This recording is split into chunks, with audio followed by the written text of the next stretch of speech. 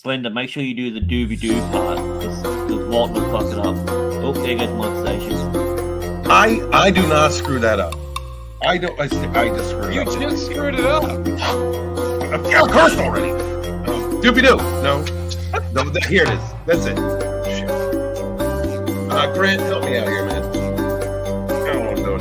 Doobie-doo. God, that was really hot. It was like almost ASMR. Would you do that like in a sexy voice? No? I guess we're not getting that. It's not gay, you know. You can sense. Because Red Gay says it's not gay if you're giving it. And I don't know if I agree with that. I don't know. Slender, what do you think? Is it not gay if you're giving it? I'd rather talk about, I can talk about kiss and go. Okay, I was just checking. Oh God, talk this whole intro. Jesus.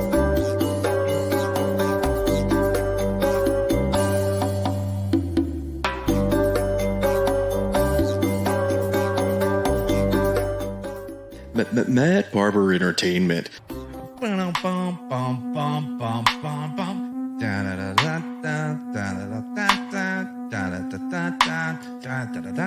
For life.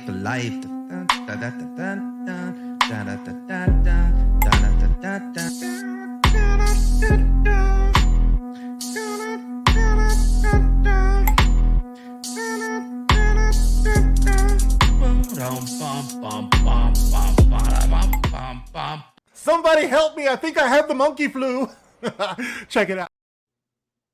Right. Hi. The conversation, by the way, Zax, the conversation is, and no tossed salads today. All right. We've shared too many chats. I think we're starting to freak people out. All right. Because the conversation became rope or leather in a tarot stream. And we can't do that. We can't do that together, brother. Hi, guys. Hail the chat. But the conversation. What the fuck are you talking about? Red Gaze once said that it is not gay if you are giving it. It's only gay if you're taking it.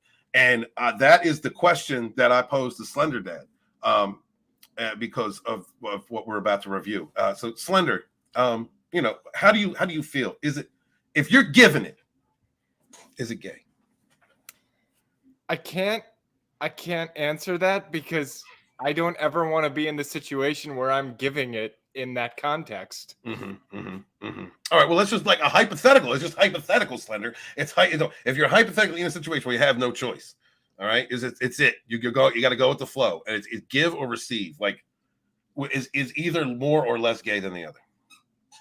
No, they're both pretty gay.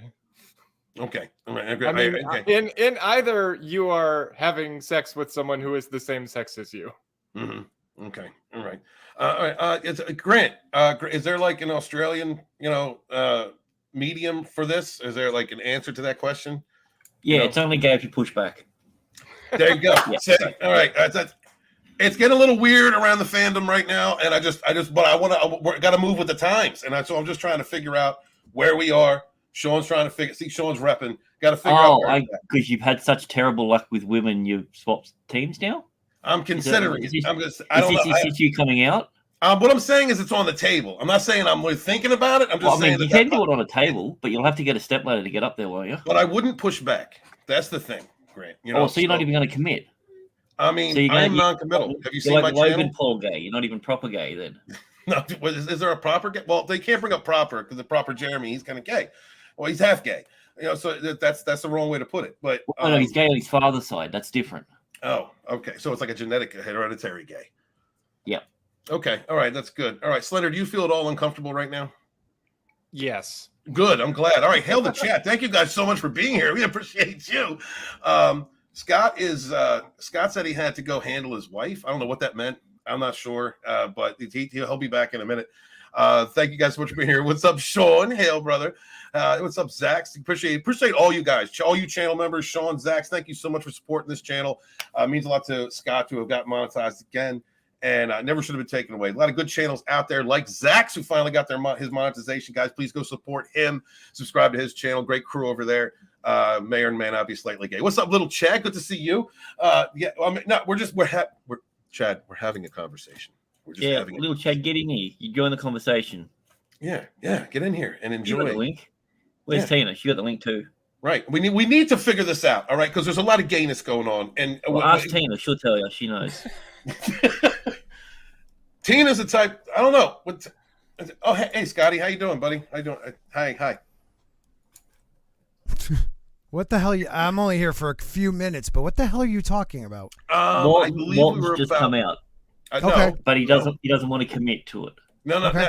I'm not committing to that statement. No. What I'm saying is that there is a lot of like talk around the fandom right now about what actually is gay, and so Red Gaze proposed that it's not gay if you're given it. Well, I'm what, Slender? You're the one talking about it. What's happening No. here is Walton is trying to figure out how he can be gay without being gay. No. Okay. That sounds about Walton-ish. All right. Just be it like a power top. That's probably the easiest way. So What- you still feel like a man, and you know. I just love how Walton tries to say, like, there's a lot of talk around the fandom. No one's talking about. No, who's talking about this? Everybody. I'm not. Skywalker's gay now. Like, what? It's even the topic for tonight. Okay, your On your Skywalker's gay. Mine's not. He married a hot redhead and had kids. I agree, Scott. I am right there with you 100%. I'm just saying maybe it is time to look at Sean out here, right? Flying the flag. Right? You're a channel member, right? This is a conversation that we should have. Or he likes rainbows. I mean, I do believe Fuck, like stop assuming. I believe that we as masculine men should take back the rainbow. I believe that we should take that back. When did we masculine men have the rainbow? Before it was Usually it was like girls with stickers. Proper men, girls with stickers. Yeah. Wait a minute. Back in the Bible, God had the rainbow. If you go to Norse mythology, Heimdall had the rainbow. Like, he was the pretty rainbow gay. is badass everywhere but America. Yeah, that's true. You have a valid point with the gay Norwegians. Are we talking about the black one? What? Wow. No, What a we're black talking one. about the probably very Norse one from mythology. Yeah. Yeah. I mean, yeah, he was black, sure. Like the Black Viking Queen. Yeah. Great show. Yeah. Good show. Yeah. Great show. What the hell are we talking about? Like, okay. Does anybody in this chat or truly believe, like, the idea that they're even taking Luke Skywalker and deciding, like, we need to explore this is ridiculous. Like, he tried to make out with his sister. Like, that's how manly he is. Yeah, Right. I mean, you could say that he's from Alabama, and that would make more sense than him being gay. West Virginia representing, all right? I mean, the Skywalkers in West Virginia are well known, you know? So, Yeah. No, there's a lot of Skywalkers in West Virginia. Tons of them. Yeah. Tons of them. None of them are gay, and they're not having this conversation. We are, you know? Yeah. Like, and it's the important conversation. No, you're having it. Excuse me, Tina Bojan. What if the one giving is female and the one receiving is male? That can't be gay too, can it? It's called pegging. And that's, that's called pegging. Between a freaky deaky wife and husband, I guess, or guy and gal. I don't know. Oh yeah, that reminds me. Happy anniversary. Thanks, Our man. stories. Thank you. Oh, happy anniversary. Yeah, man. No, it's in October, actually. He's just being a dick. Oh, okay. All right. I thought we were referencing pegging. I said, thank you so much, Tina. I appreciate that, channel member. You coming up here, sweetheart? What is up, Zombie Box Reviews? Hail, dude. Hey, what's going on, Andy? Thank you for being here. Andy. Snore Baptista's here. Hail, Scott. Hey, what's up, brother? Let's see. People love when I'm here. Wow, 11 people watching. How far the Wednesday dump has fallen. Well, we can't decide on a time. I keep. Yeah, you really do, don't you? I'm messing it up. Yeah. Can you fucking lock it in? Can we do it at 8:30 from now on? I don't care. And we're demonetized. Yeah. What? I don't care. I don't care if you do it at 8:30. It's not a show I'm usually on. How are we demonetized already? All right, Dude, but we were having an honest conversation. It's called a joke, Walton. You kind of went live in the middle of me swearing, so the very first word on the stream was me saying the F word, so it probably didn't help. You know, that happens. Isn't that like a part of Australian vernacular? Like, can't we fight that and just say, you know, that's profiling from where you're from, right? Because you guys say the C word like it ain't nothing. Wow. What that was is the C so word? racist. No, that's nationalist, isn't it? Okay, a better point. Yeah. Oh yeah. What's C word? Crikey. Can't understand normal thinking. That one. All right, matey, we're here. I do love Skittles. Actually, I do. Skittles is a banging candy. What you got a problem with Skittles, man? Taste that rainbow. Put it in your mouth. Melts right away. Clip it. Clip Yeah. that, please. What? No. What? What are you Clip talking it. about? I don't understand what's going on. I thought you said Rainbow was your gay stripper friend. I don't want to talk about what I had to do. But you ever see that scene in the Crying Game in the shower where he's all curled up, fetal, crying? Yeah, Mama Susan did stuff to me. Did she touch But I'm you? monetized. Was it the no square? Did she touch you? No. I don't want to talk. I don't want to talk. It was more of a triangle. Is it? I just want to talk about it again. Just to get the chat kind of up to speed on what I think is on their screen right now. Yep. Yes, please. Be a professional. Go look up this trailer and enjoy the comments while you can, because Disney is going to disable these comments real quick. Peter Pan and Wendy. Wait, what Slender Dad, please explain. You brought this to our attention. What is it that we're viewing at the moment? We're viewing the comments section of the trailer for Peter Pan and Wendy, which is apparently getting a lot of flack because they've decided that Tinkerbell needs to be race swapped. What? Why? The trailer's terrible. Still a girl, though, right? She's still a girl. It was her own fault for being drawn with red hair. If she didn't want to be race swapped, 60 years later, she shouldn't have been drawn with red hair back then. Plain and simple. Is it still a biological female? Yeah, it is still a biological female, but it's now a black And girl. so I are call it a Lost win, Boys. though, Slender. In this day and age, I call it a win. The Lost Boys are all women. Yeah, the Lost Boys are girls. Yeah. God, it's like that now. It's beyond that now. It's like it's Can literally. you go up and read the first comment. I think that completely encapsulates the whole. While he The does very that, I first literally think people like in Hollywood are just like, let's see how fucking twisted we can make this, and see what people say. And most people are like, this is so brave. The first comment, I love the part where Peter Pan is teaching the children to fly, and Wendy says he can fly. Then John says he can fly. And finally, Michael, the youngest, says, our society is based on systemic racism. Brought a tear to my eye. Yeah. There is not a single serious or positive comment among the lot of these, and I've scrolled pretty far down. All right, Most of I gotta them go. are I just gotta go jokes. in a minute. Let's watch this trailer. Let's All right. watch it. We're watching it? Yeah, we Yeah. got to. Oh boy. They fly now. Oh, Let's, wrong one. let's I turn was that down. thinking Skywalker myself. Full screen. You want to go full screen, maybe? Hold it. How did you come to That's what Neverland? it does. Oh, that was a bit dirty the way he said that.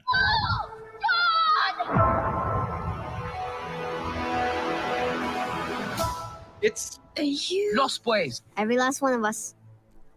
But you're not all boys. So? No, Wow. that's the point. They're called Lost Boys for a reason. Peter found it. Just like he found all of us. Like it's amazing. Wendy's like a thing he doesn't understand. someone else. It's for me, a Peter. Let's break the token What you white say, guy. boys? it's Ready just for an so adventure? weird. It looks very far away. It's closer Shut up, white boy. Well, that's destruction of property. Yeah, right. Big Ben's a sign of systemic They were racism. offended by all those flying crackers. All the pirates are white men, I'm guessing. Afraid of my Of course. They also have Trump MAGA hat. Here comes Hulk. Get ready. in your heart. But Make where you go Neverland from here, great again. It's up to you. Who's playing Tinkerbell? Yeah, she's cute. Wendy, Moira, Angela, darling. Where is Peter Pan? Damn token white dude.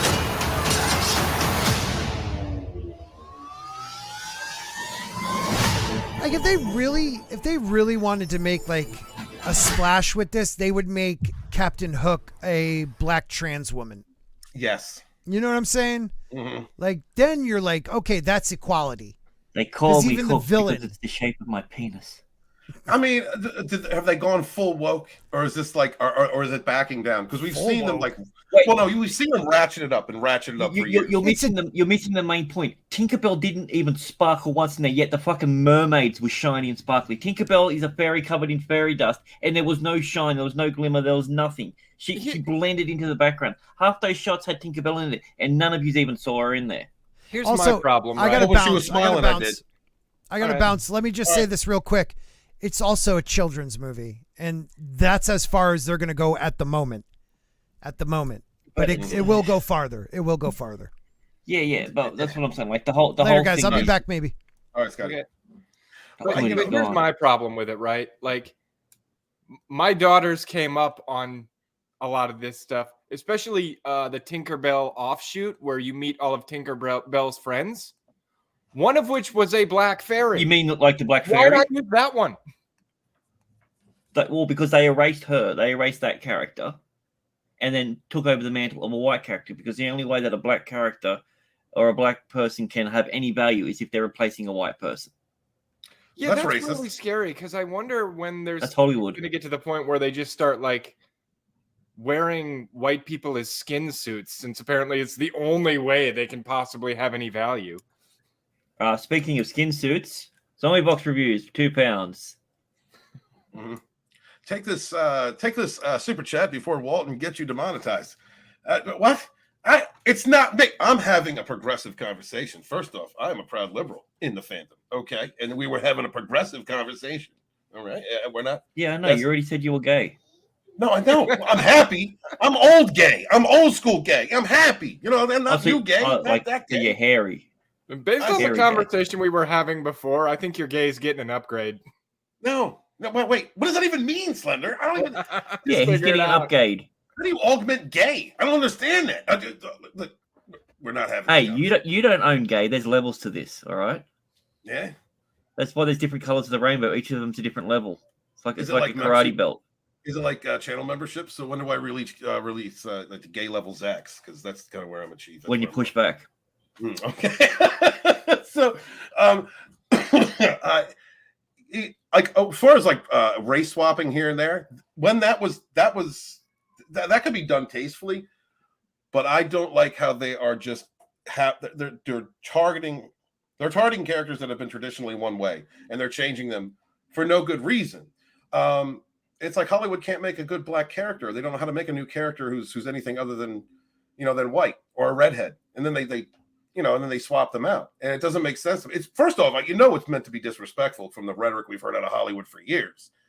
Yeah, they like taking things that belong to other people. Well, it's appropriation. Well, no, they hate gingers.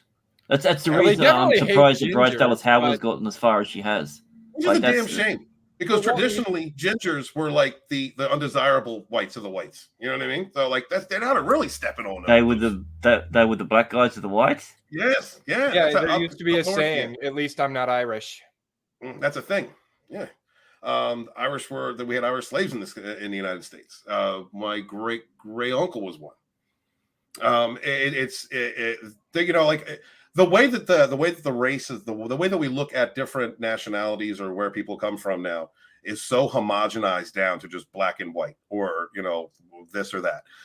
When there are a lot of subtleties and differences in cultures, like Africa's a big fucking place. There's a whole different types of people that live there. All the same thing with America, and anywhere else in the world, any region that has a specific type of people or a race of people, or the way that they look, like their physical attributes.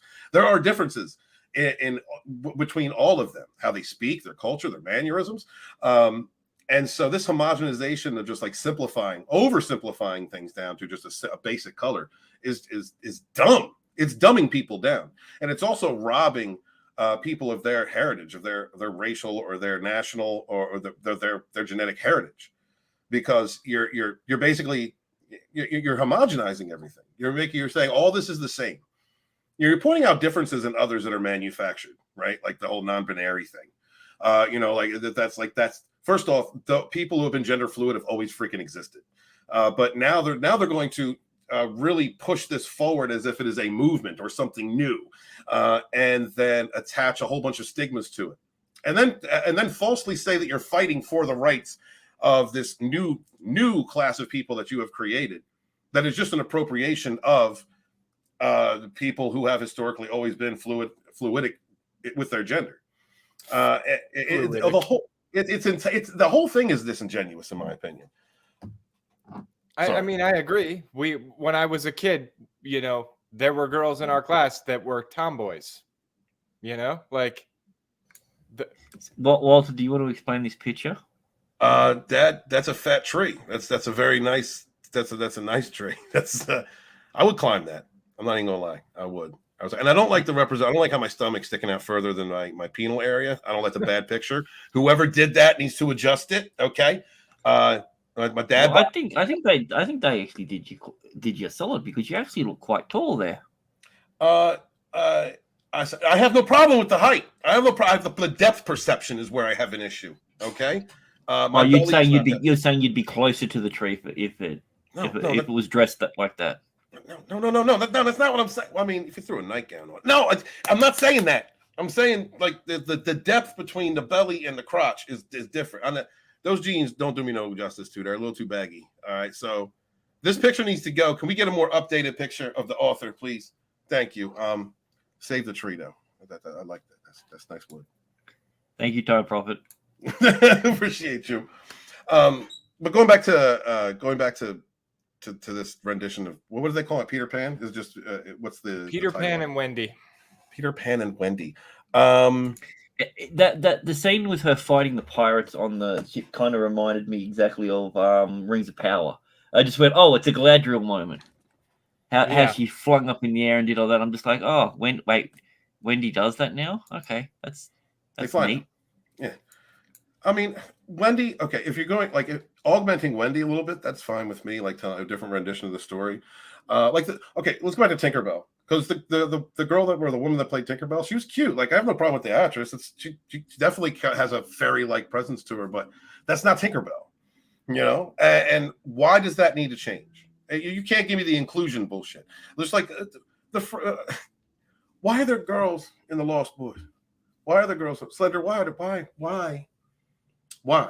I don't know. I just keep thinking to myself at some point in the near future, I'm going to write a musical about Shaka Zulu and cast only white people in the main roles. Gingers. Oh, can you go Gosling? Yes, gingers specifically. Oh, okay. Shit. Oh, so you'll get the guy from Game of Thrones. You're talking about the wild one? Yeah. Oh, yeah. Yeah, he can be Shaka casting. Zulu. Yes. Well, actually, absolutely. It depends because I think he's still doing Malcolm X before that. So yeah, it really depends. It's either that or Shaft. Malcolm had a red shade to his hair. That makes sense. Hold up, that's not that bad of a casting call, in my opinion. Really. There you go. How about an all-white remake of Roots? Yeah, that'll go over well. All I'm saying is, after I watched Hamilton, I was like, you know what? I actually really like this, the music in this. But if somebody did that with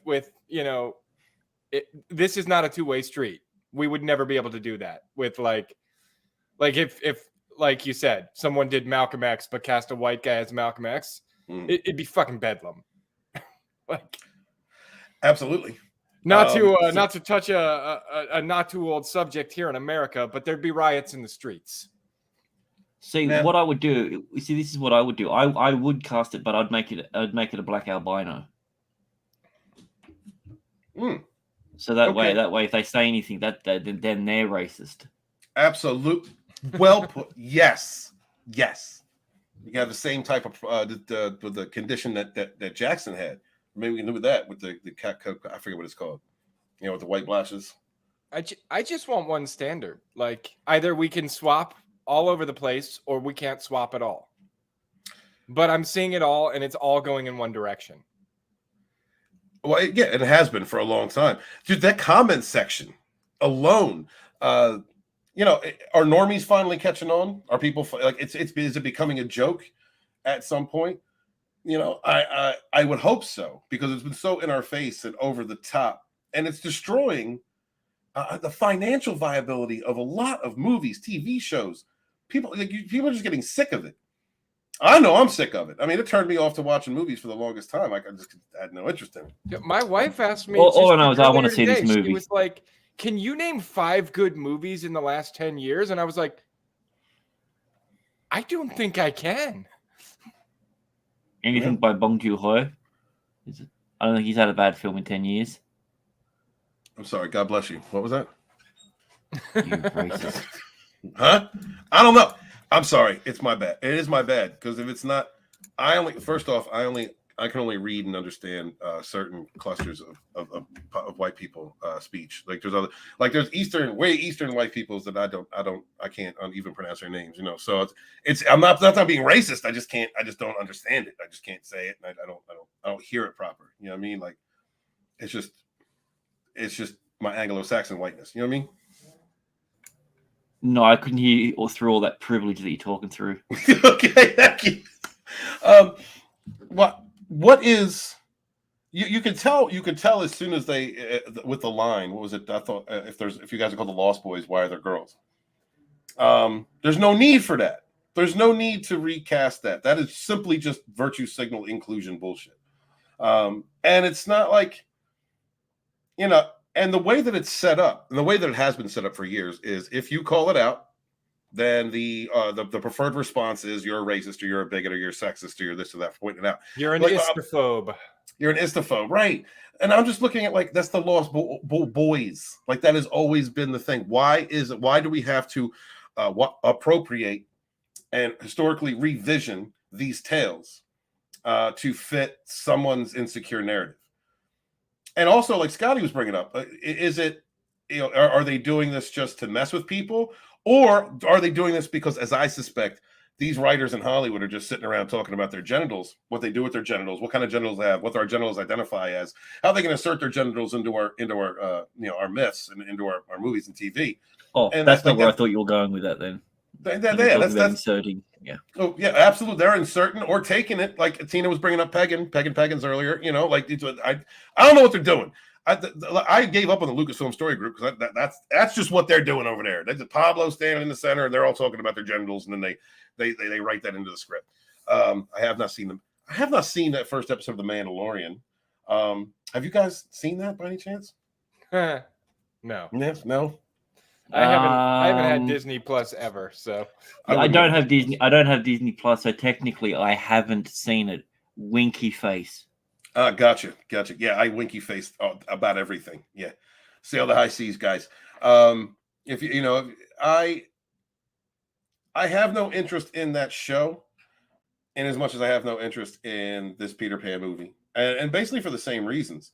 People that are writing these films or producing these films or movie or series or whatever, they have spewed so much garbage, and they use everything they touch as a platform to mess with people, whether it's trying to insert their genitals into the script, or it's trying to insert their political message or social stance, or as Scott was saying earlier, just messing with people, just effing with people. It is so hard for me to want to watch anything. It's so hard for me to want to be invested in anything. That's why I like covering the mayor of Kingstown. We're going to get into episodes 5 and 6 in a little bit, because that's a good show. Like it's the first thing that's actually caught my attention. Shout out to Matt Mardigan for bringing that up, because it's not identity politics. You know, I mean, Slender, how do you feel, brother? I definitely think there's not really any identity politics going on in that show. It's very raw. It's very real. The casting is not stupid. Like, oh god, these last two weirdly episodes are great. Oh, and there's boobs. Oh man, Iris. It's hard for me to watch Iris because she actually reminds me of somebody I used to know. But my favorite bit was when the 3-year-old got blown up in the meth lab at the beginning of the episode. Great. Oh wow. Okay, first off, that was in last episodes we discussed. You're just focusing in on that. Well, Grant was focusing in on that. I'd like to dissect that mind. Like what? that was your favorite. Is it because the child was white? Did he have red hair? No, because they destroyed a van, like a shitty little home. I'm glad that's gone. I drive a van. And let's be honest, after the explosion, he didn't have any hair. It was all melted off. Man, you guys are savage tonight. Holy shit. Soul Assassin says, sure, blame the Anglo-Saxons for your bigotry, Walton. Well, I was just saying who I am. Identify as who I am. Don't bring that up. Soul Assassin, don't turn on me. That's who? Soul Assassin? No, Cyber Prophet says there are girls with Peter Pan anyway. Yeah. And Wendy's a heroine in the film. Like I said, like I don't mind if I think she's more cracked than heroin. Hey, whatever your kink, I don't care. I love damaged eyes and addictions. I just think that like you could show her, you could improve her or not improve. You could, I don't know, nerf her or whatever, or change that character a little bit if you wanted to. I think that would be way more acceptable than just completely race swapping Tinkerbell of all people and then adding girls into the Lost Boys. And I'm sure there's more than that. If we dug deeper into it. I hadn't even seen the trailer till Slender Dad brought it up. So yeah, Tim Elvis here. What's up, Tim? Thank you so much for being here, channel member. Appreciate you. Is Matt Morgan slacking? He'll get here if he can get here. Matt has a schedule that's sometimes hard for him to get here, and when he does, we appreciate that because he is the star of the show. But if he is unable to, we do the best that we can to maintain, that standard. So thank God we got Slender Dad here because we can just blame it on him. You know what I mean? Yeah, I'll fall on that grenade. That's fine. Thank you, bro. I had to do it too, but I didn't push back, so I ain't gay. Let's see. Do you guys want to get any more comments about this topic before we move into our review of Mayor Kingstown episode 5 and 6? No. The only thing I do want to say before we move into that, since you were talking about Hollywood and how they are, wanting to put their genitals in the movie, I feel like Hollywood has evolved over the years. It used to be they wanted to put their genitals in your body, but apparently now they want to put their genitals in your mind. They want you constantly thinking about their genitals. And they're transitioning into that. And that might be a little more scary because I don't want to dream about, genitals like that, I don't know. Great. Yeah, and then you have to ask yourself, is that her penis or his penis in my mouth? You're right. Be right. Genitals need pronouns at this point, right? That's where we've gotten to. I don't know. I don't even know where to go with this. I don't know. God, great, help me. You're Australian. You're funny. No, you're going down in flames enough without my help. So fuck, dude, don't leave me out here like that. Okay, see ya.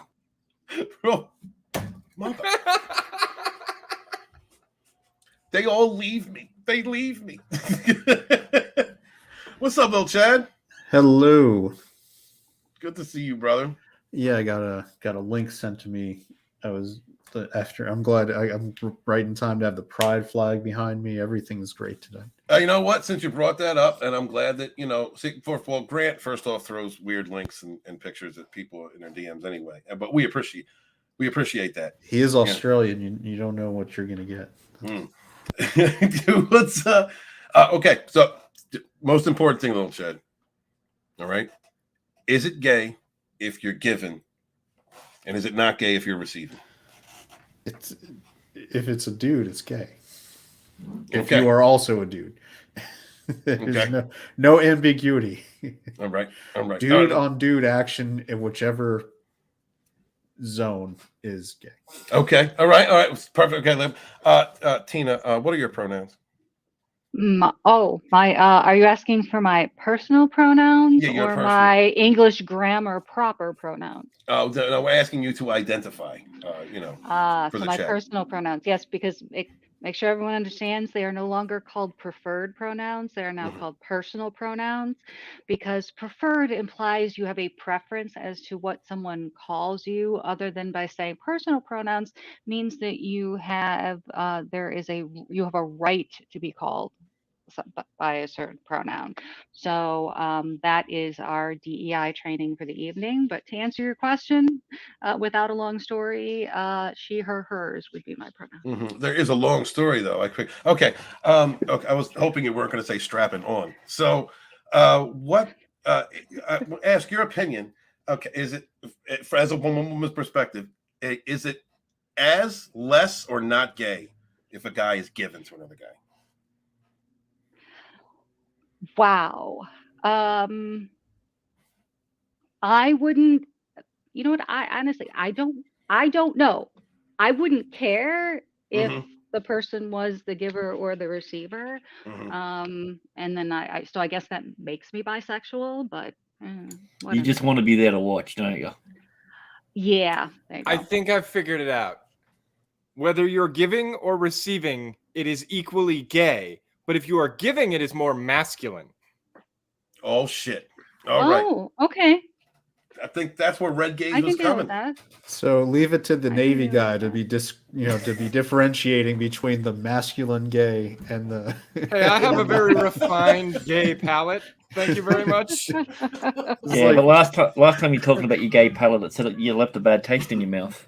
It's like It when always you're leaves a bad taste in your mouth. when you're at sea for 6 months and you're past those international borderlines, it's masculine gay. It's Dude, not. you don't even have to it's pass not the his borderlines, fault. okay? If you're underway, it isn't gay, but it's queer on the pier. Yeah, well, in all fairness, he did sign up to be on board with a bunch of seamen, so. True. So the problem is there aren't enough holes in a naval vessel. Is that what we're saying? Oh, there's You just portholes. you dog zebra, man. You make them airtight. So before we go forward, Lil Chad, did you have a chance to see anything about Peter Pan? Have you seen the trailer for it yet? Oh, that dumpster fire. Okay, yes, you have. Yeah. I've known that's coming since they announced the Tinkerbell casting like 18 months ago. I hadn't even paid attention to it. Do you have any thoughts about it? It's gonna be.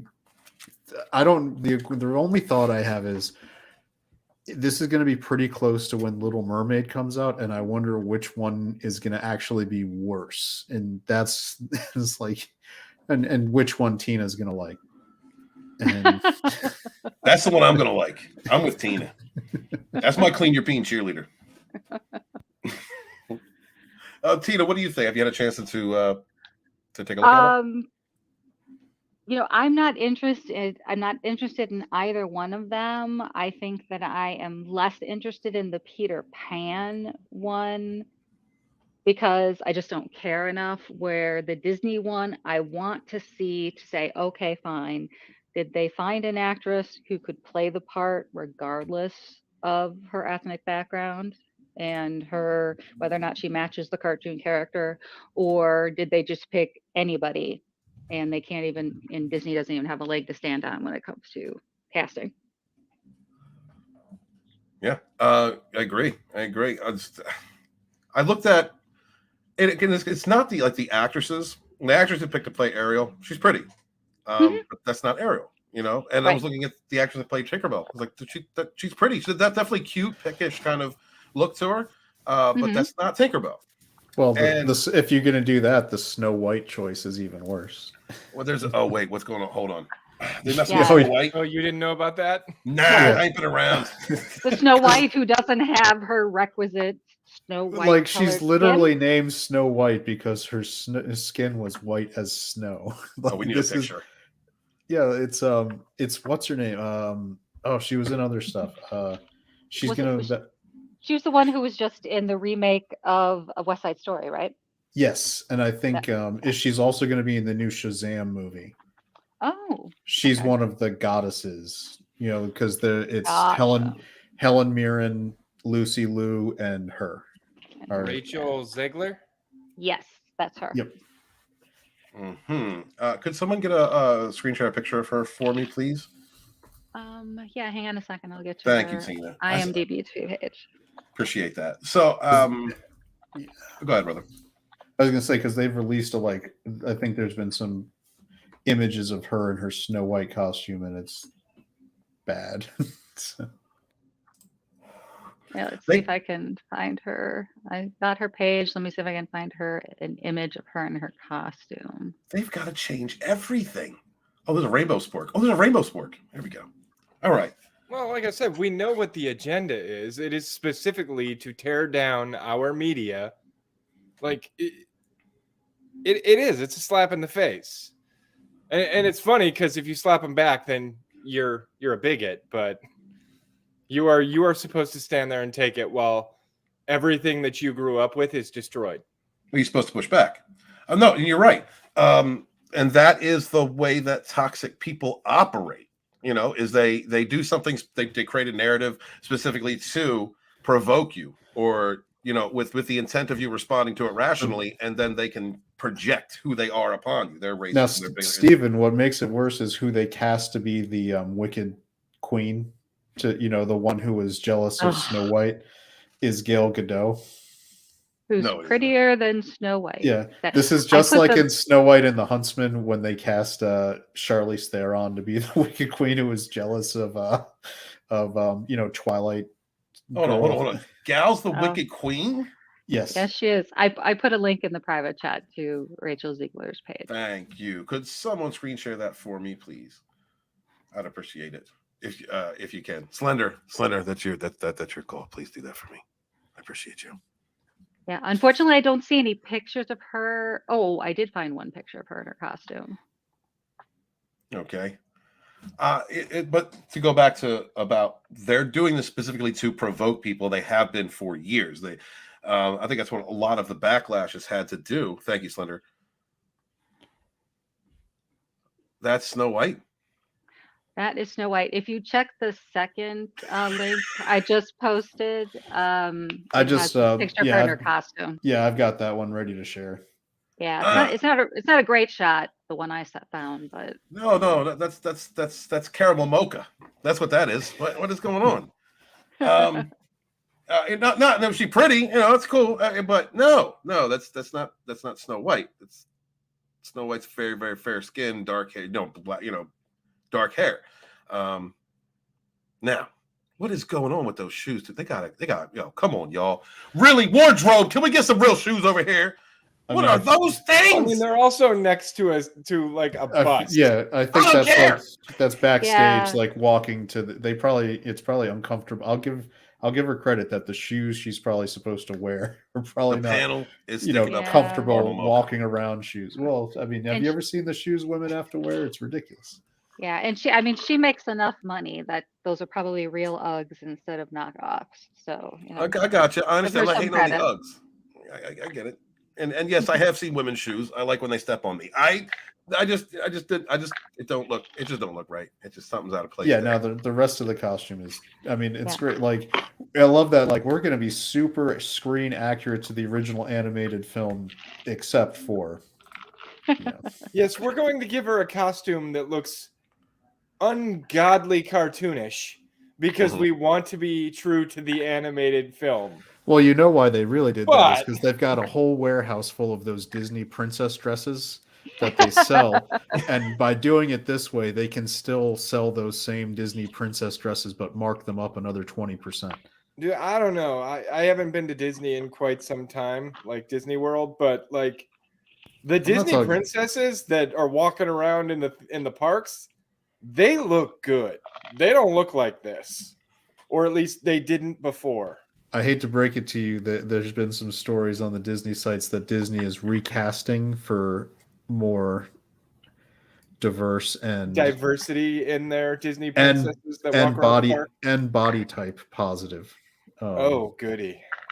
So yeah, I can't wait to go down there and get my picture with Fat Jasmine. That'll be awesome. Oh, see, and here I was going to be nice and say, are we talking about, body positive Snow White? They should be. Yeah, absolutely. They should have just got it. Yeah, it's a fat, you should have got a fat. They should have went beyond, get a fat Chinese girl. That's what they should have done. Just go above and beyond, break every stereotype, body positive, and go with it. So you're saying at Disney they're going to have Margaret Cho walking around as like a Disney princess? Doesn't that sound hot? Doesn't it really just make you want to go to Disney? Well, I don't understand how they can get away with any of that, because in every one of the stories, even the Disneyfied version of the stories, the girls basically come from nothing. So Cinderella doesn't get enough to eat to be overweight. Right.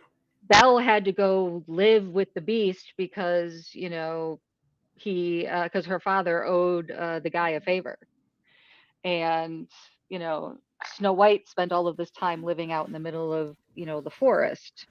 So I Can't saw imagine there's all this extra food. it's kind of funny, but it was, you just brought it, made me think of it. The craziest take I just saw recently online was that Beauty and the Beast was just her like murder fantasy because she was a bitter girl living in the village, and Gaston really liked the hot triplets.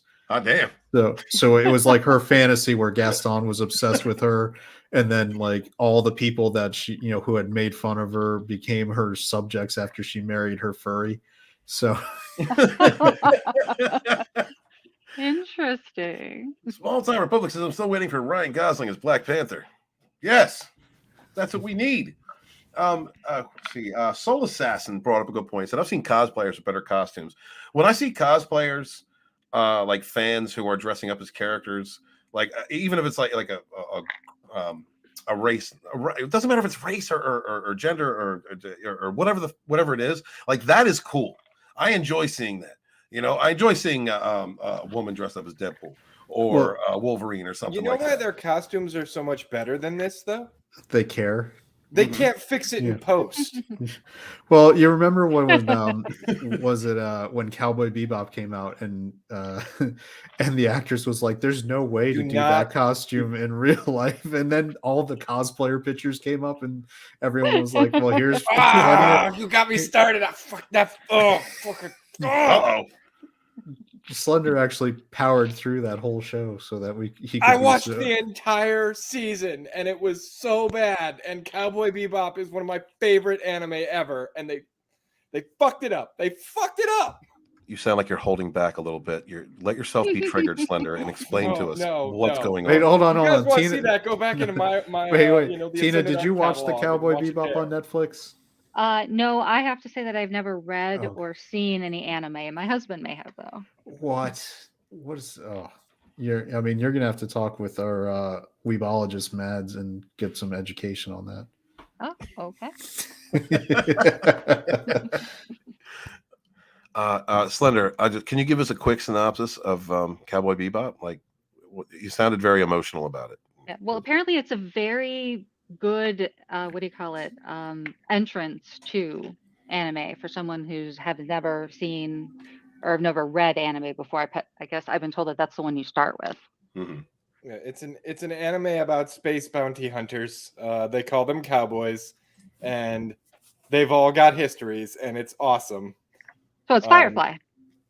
Kind of. Firefly was probably very much inspired by it, because I think it predates Firefly.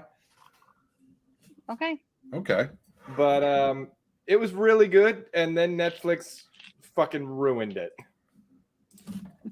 So it was not representative of what you had been a fan of? No, not even close. Like, a great example, there's a character, Faye Valentine. She is the femme fatale of the group. In the Netflix adaptation, she's a kid's sister that's probably bisexual. Mm-hmm. Go. There you go. That's what the anime gave you. Wait. What Netflix gave you. That looks like two different characters. What's going on here? They're supposed to be the same character. No, it's not. One's hot. That's a shame. No, actually, I'm acting a little ignorant because I remember when that was coming out and how a lot of people were criticizing it or the issues that they had with it.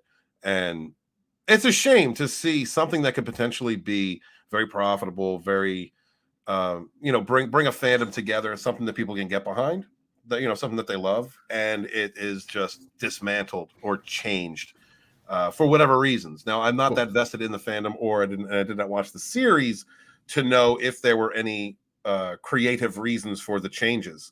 So I'm ignorant to that, but I do know that people were upset. People like Slender who are fans of the anime.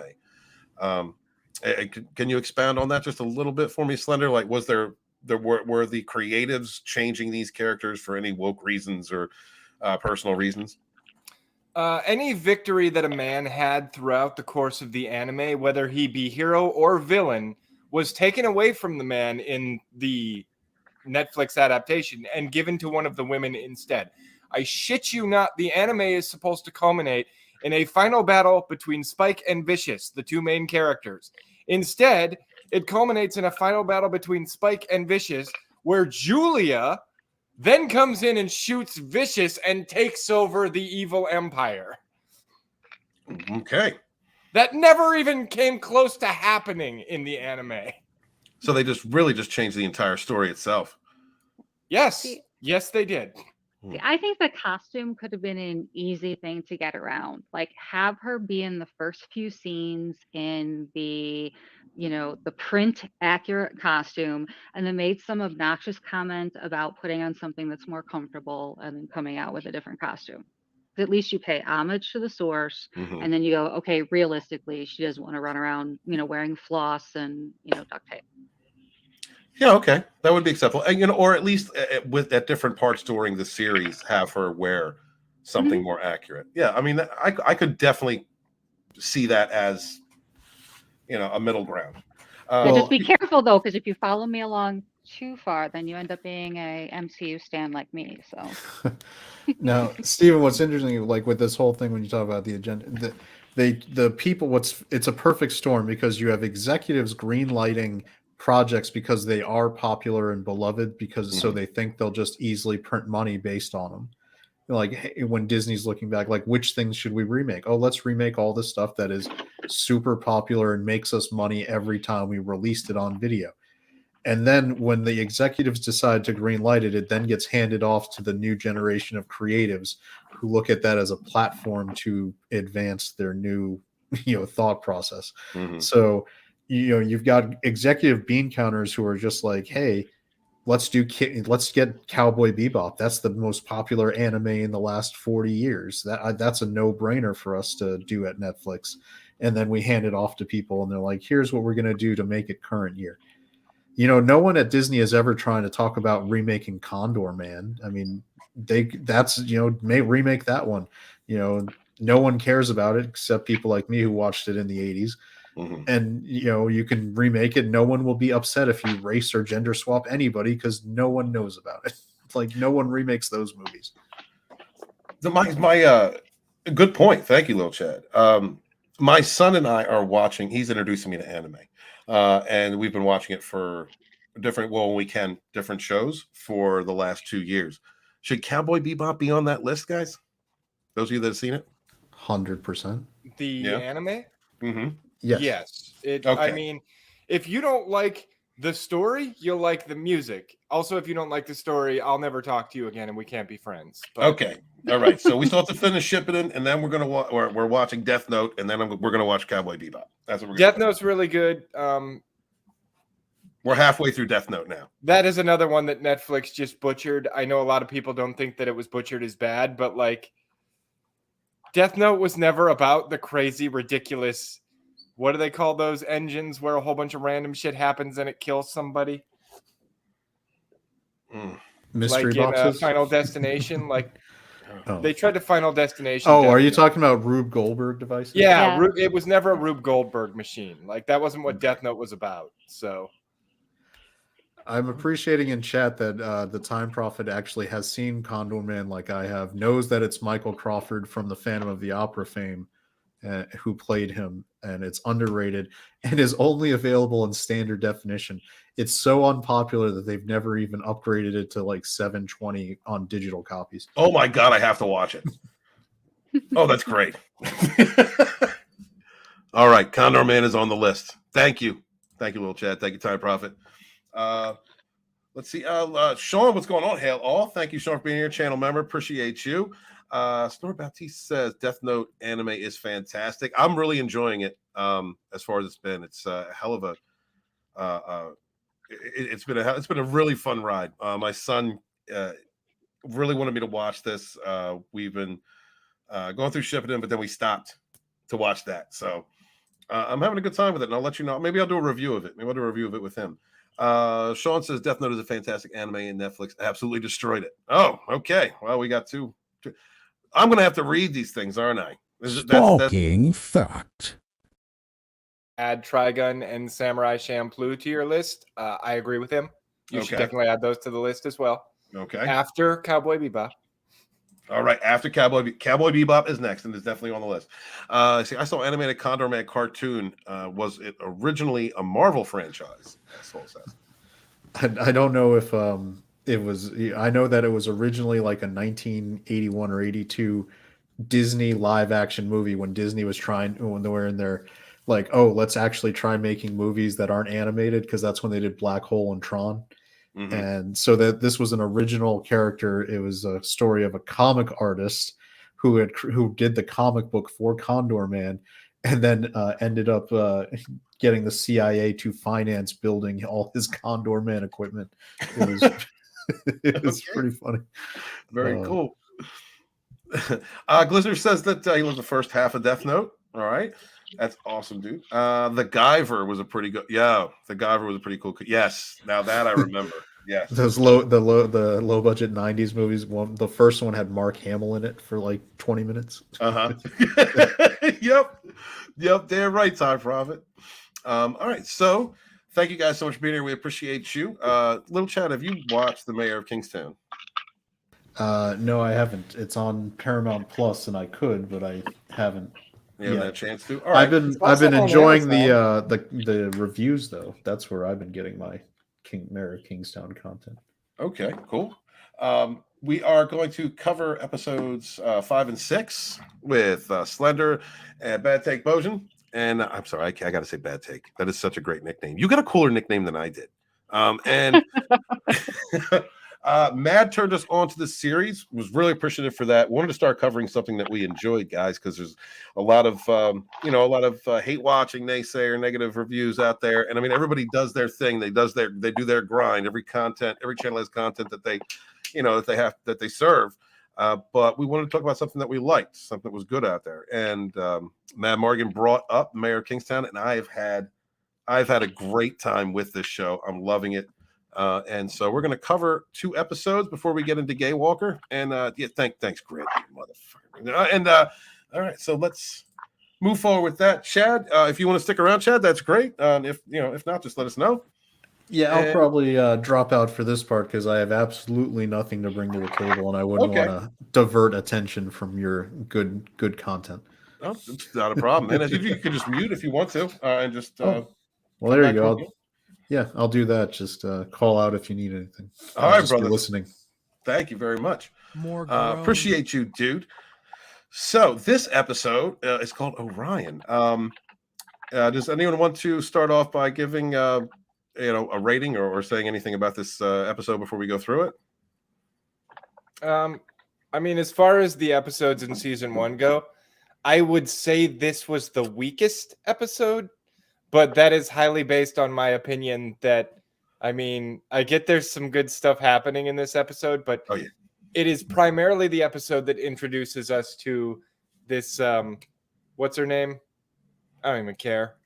Iris. Iris. Yeah, Iris. I don't like her as a person. Mm-hmm. I mean, I have sympathy for her throughout the course of the series, but as a person, I do not like her. Now, the actress who plays her, I don't know. She might be cool. She probably isn't because it's Hollywood, but like definitely looks good. The character I do not like as a person. And so this episode focuses kind of on her plight and her history. And I just don't give a shit. Like, you've made all the decisions that led you to this point, you dumb woman. All right. Tina, any opening statements before we go through the episode? I have to agree that this wasn't, one of the best episodes, though I have to admit that Iris is a character that's grown on me. I did not like her from the beginning, but I think you will find her story arc interesting as the show progresses. Nice. Yeah, she's compelling. Mm-hmm. It's definitely compelling. Like I said, as I was watching, it was actually difficult at times for me to watch because she reminds me of somebody that I knew for a long time. And it's like art imitates life. So I'm understanding, like I'm having to understand a character that reminds me of someone else. And a few of these characters do that. Well-written characters do that. But I also enjoyed the dirty cop aspect of this show, like in order to get things done. We're going to go through that in this episode. That is kind of what took me back a little bit. You know, I love Mike. I love the character Mike, but he is he's about as gray a character as you can get. And I'm sorry, go ahead. Though I did really, really enjoy the whole hockey game Yes. scenes. I thought those were pretty awesome. Yeah, that's what I'm talking about. Like because we're going to go through it in a second, but we go through the first part of this episode and the way that he is resolving the situation in the pizza shop, and then you go to the scene like the hockey rink, and it's like the character vacillates from dark, you know, from illegal dark. We're just going to get this done to protect the cops and make it look like this to, you know, him just standing up for this kid because the kid needs somebody to stand up for, to stand up for him. He's getting literally he's racially targeted. You know, call it what it is. That's what that's what was going on. And yeah, I think that's about as close to woke as they got in the whole season. It felt slightly exaggerated, but beyond that, like it wasn't so over the top that it was cringe. You know, right. Well, there's a realism to it because racism does exist. Yeah, and those types of situations do happen. And that's one of the things I like about this show is that most of the times, you know, we're not getting preached to by mom. It presents situations that involve race, social situations that are realistic. It's not over the top. It's not beating you over the head. It's not, there's not extra evil white guy, you know, or patriarchy beating you down.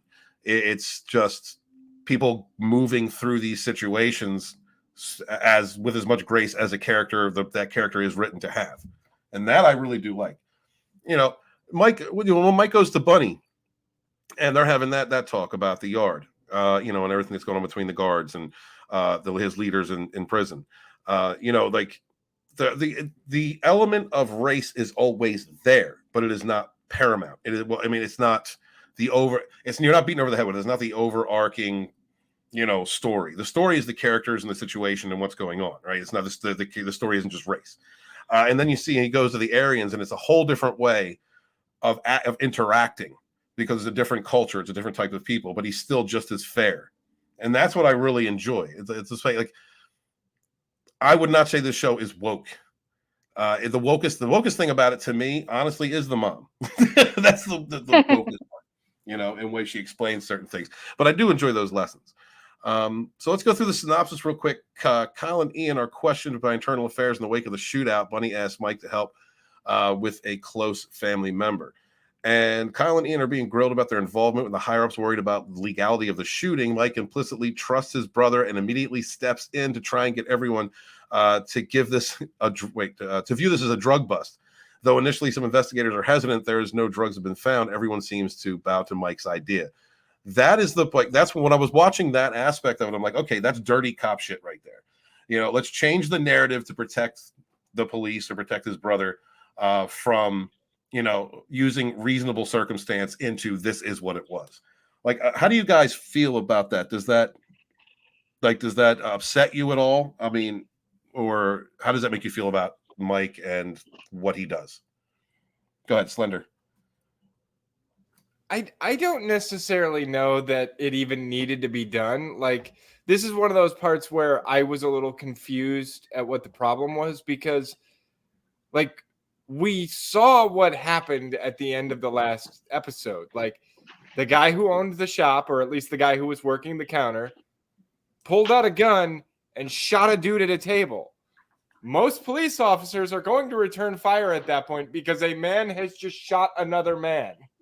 Mm-hmm. So why do you need to put this drug thing in there? Like, no, we don't know what the hell happened, but this guy pulled out a gun, killed one of the customers.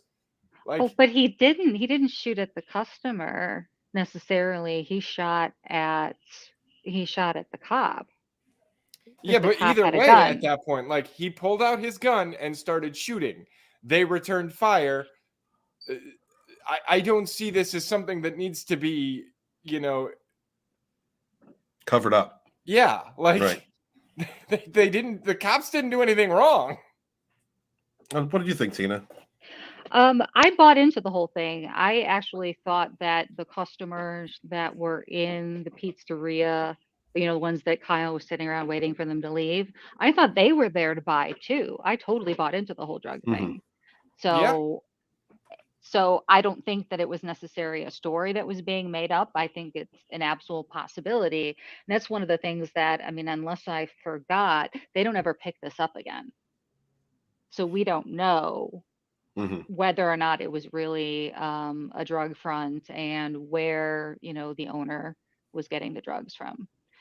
No, I think this specifically was set up so that you could see that Mike's brother didn't have a lot of experience with situations like that, which kind of helps set some stakes for later on down the road in this season. Okay. Okay. All right. Fair enough. So that's the only reason that's the only purpose I saw that part serving. See, I was kind of along your lines where it's like, what is the need to cover this up? It's pretty clean. Bad guy pulls gun on cop shoots bad guy. There's no need to change or create a new narrative. And from the way they were talking, I was under the impression, are they planting drugs now? They're planting drugs to protect one another. Like, what's going on? And that's kind of the dirt aspect of it, like the negative part that I took from it. Later on at the prison, the guards are having a congenial break, and they notice a fellow guard sitting separately eating Venice sausages. Yo, this dude. Okay. From a vending machine, the group actually was from the commissary. The group teased the guard until he leaves, suggesting the guards are not only fighting against the inmates, but also amongst themselves. The guards then discuss what they served to an inmate, P-Dog, for dinner, which was actually human feces. So, well, first off, you're talking about guys who are rough. If you're working, I know a few prison guards, and when you're working in that job, you have to maintain a certain attitude. You've got to be just as mean as the inmates. And some people get that job because they were, the fake alphas in high school. They were the tough jocks. And then, once they got out of high school, they didn't have any more value because they were emotionally immature. And so now they got to be tough guys on the inside. So there's a lot of different personalities there. A lot of them are rough, whether they are, insecure and faking it, or whether they are just really rough personalities. So you're going to have that kind of banter. You just that's a totally believable situation in that scene that I saw. Anybody want to add on to that? Or that guy was pathetic. Yeah. Well, I have nothing against the character other than the fact that it's just like, dude, come on, like, nut up and talk shit back to him or something. You are so pathetic. And then we get like a look into his life, and it's like, that dude is broken. That poor guy. Yeah. Which is why he doesn't bother to fight back. Right. I mean, how much of his pride is he going to be able to recover just by dishing back at his coworkers, if that's what it's There's none to recover. He's got none left. Well, that's what I mean. So why should he bother, to even, talk back to his coworkers? Because, I mean, what kind of satisfaction he's going to get out of it? He's got a pretty miserable life. Yeah, that is a person who was on his way to offing himself. Is what that is. That's what I saw. A defeated human being. And his character becomes even sadder as you move on. So, well, I mean, might as well skip to like the other scene that he's in, since we're here, and that's him jerking off in the bathroom in the shower. Then he immediately comes out, and his wife. The first thing his wife does is yell at him and go, "Oh, while you were masturbating in the shower, he's taking care of I guess a special needs brother in the house, and he's just sitting there. He hates his life. He just completely hates his life. It's hard enough for a couple, whether you're taking care of a child or a family member with disabilities, severe disabilities, and you're basically they're under care 24/7. It's hard enough for a stable, healthy, positive couple to do that, but for him to work in a prison system and then come home to a wife, and they're obviously at odds with one another, or they were at odds, or she is just so miserable that it's made him miserable, and everyone's just negative. That you can tell just how broken and sad this guy is. Like, I get it. When Slender's like, "Yo, nut up, dude," I get it. There's a few things in that situation that I would consider nutting up that might be looked down upon, but I understand that where you're coming from with that. But for me, looking at that situation, like, it's just sad all the way around. You know, to see someone who is that defeated and he has no positive reinforcement in his life and is just basically stuck where he is, being miserable. Like, I feel sympathy for the character. Absolutely. I mean, I kind of feel sorry for the wife Mm-hmm. with the idea that, I mean, especially if this is their child and not just, another relative like her brother or somebody she's taking care of. It. This was their child. I understand the concept of feeling like you're trapped in the house and that you never get to leave and being jealous of the spouse that gets to have what's sort of a normal life because you're so messed up about what's normal and what's not. So she thinks that it's an escape for him to go to work when it's really Right. not. He's got a miserable job and he has a miserable time at work.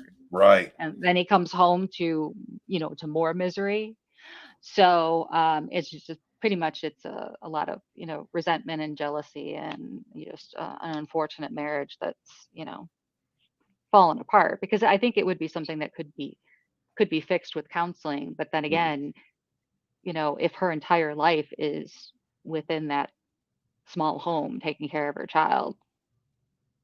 Yeah, she's miserable. You know, like that's a situation where you're right, counseling, and if you could, hiring someone to come out, like a live-in nurse or someone to come over and take so many hours out of a week to take care of the disabled person in the house, to give her time just to herself. You know, I agree with that. I mean, even if it's just one day a week or something, to be able to, I know a lot of people make fun of the whole concept of me time, but really, I mean, you need it. You absolutely need it. You have to work on yourself before you can, take care of others. Especially if you're miserable and broken down. You need time to love. You need self-love. You need whatever it is that you need to do for you to feel better about yourself. You can't help nobody else if your shine is gone. So yeah, I mean, I get so in that way. I'm like, yeah, I understand. Like when I see a character like that, in that first scene, I'm like, all right, what issues is that dude dealing with? And then we see the scene later on, with him at home, and I'm like, okay, I understand, like why this dude is the way he is. And then some of the guards discussed that they served P-Dog human feces. Yo, that was cold blood slender. When that tray came through and it was a cup with shit in it, dude, I was like, these dudes want to die. These guards want to die. That shit was gross. Like what I've been locked up, not for an extended period of time, thank God. But I can't imagine you're first off, when you're trapped, when you're in that cell, when you're in that cage, that's it. That's your life. You have nothing but your thoughts. You are isolated. You have your eyes are bouncing off the walls. Your energy is contained, and everything in you as a human being that wants to be free, that wants to be out, walking on a sidewalk, or being able to have freedom. Like that is taken from you. Like jail is no joke. It psychologically fucks you up. And when you're taking everything away from you, put in isolation, and the moments that come to you, like getting food, it means 1,000 times more. It is a divergence from the consistent cycle of being trapped in this tiny environment with nothing to do, completely isolated. It is a short respite, just a small respite from being trapped, feeling confined. And so to bring him that, I'm like, these dudes want to die. That is, that is dehumanizing, degrading, awful. Like it's all just out on the street. That's terrible if somebody did that to you. But inside, that was a lot. Like that scene meant a lot as far as because I understand that mentality, being in, and that is such an overreaching abuse of power and authority that to a person who was already confined and beaten down. Right? I don't care how tough you are. There's a lot of tough guys that to go to jail, but like this, that's a psychological mind fuck. I mean, what did you think of it? What either of you? I mean, I don't want to give anything away, so other than the fact that it's really messed up, yeah, you're right. That guy's got a lot of time on his hands to be thinking about how he's going to react. Right. Oh, go ahead, Tina. Now, I was pretty much going to say the same thing. I mean, knowing that, these guys that they're giving the biggest, trouble to are the leaders of the gangs inside. And it seems to me that, Mike is the only one who understands the fact that there is a fragile hierarchy that unless they can keep that contained or maintained, they're going to end up with bigger problems, which, happens as the episodes progress. I'm really enjoying this show, and I can't wait to see more. I'm containing myself to watching it before we do these shows because I want that fresh experience. I don't want to just go ahead. I want to see them as we talk about them. E-Clay says Iris is my least favorite character, and halfway through season 2, I just wanted to die. Tina, you had said that understandable. She's a hard character to sympathize with, especially as the storyline pans out in season 2. Well, that is because I will bet you dime or nothing she's a sociopath. That is a manipulative woman. You could tell that from the beginning. At least I could, as I was watching that character. Very difficult to enjoy, but I have to say that the scenes in the strip club, they helped out. They really helped me out. Mike then takes a meeting with a guy named Duckard, whose little brother has been in prison just for being on a drug bust. I think this is a storyline that's going to unfold as we go forward, because there really wasn't much about this. He claims his brother isn't involved in that life, and Mike wants to help him to be freed from the ramifications of it. Mike then meets with a representative of the district attorney's office. His daughter had been murdered, but even though the inmate named Parker confessed to brutally killing her, he since retracted the confession, and her case was never prosecuted because they never recovered her body. Parker is set to be executed, but the attorney doesn't want Parker to escape suffering.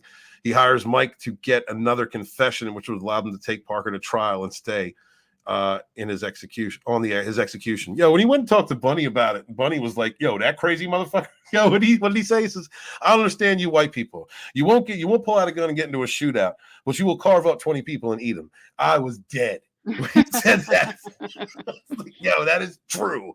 That is real talk. And you guys have seen this series unfold, so is this like another story arc, like the beginning of a story arc for the rest of the season?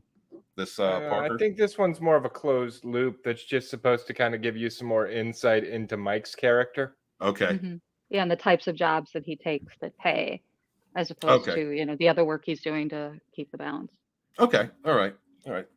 Elsewhere, Iris arrives at a local Kingstown strip club where she's supposed to work in town, and though she's a sex worker, she's not accustomed to dancing. According to Milo, sex workers walk the streets in Kingstown as opposed to a posh New York life Iris had been previously living.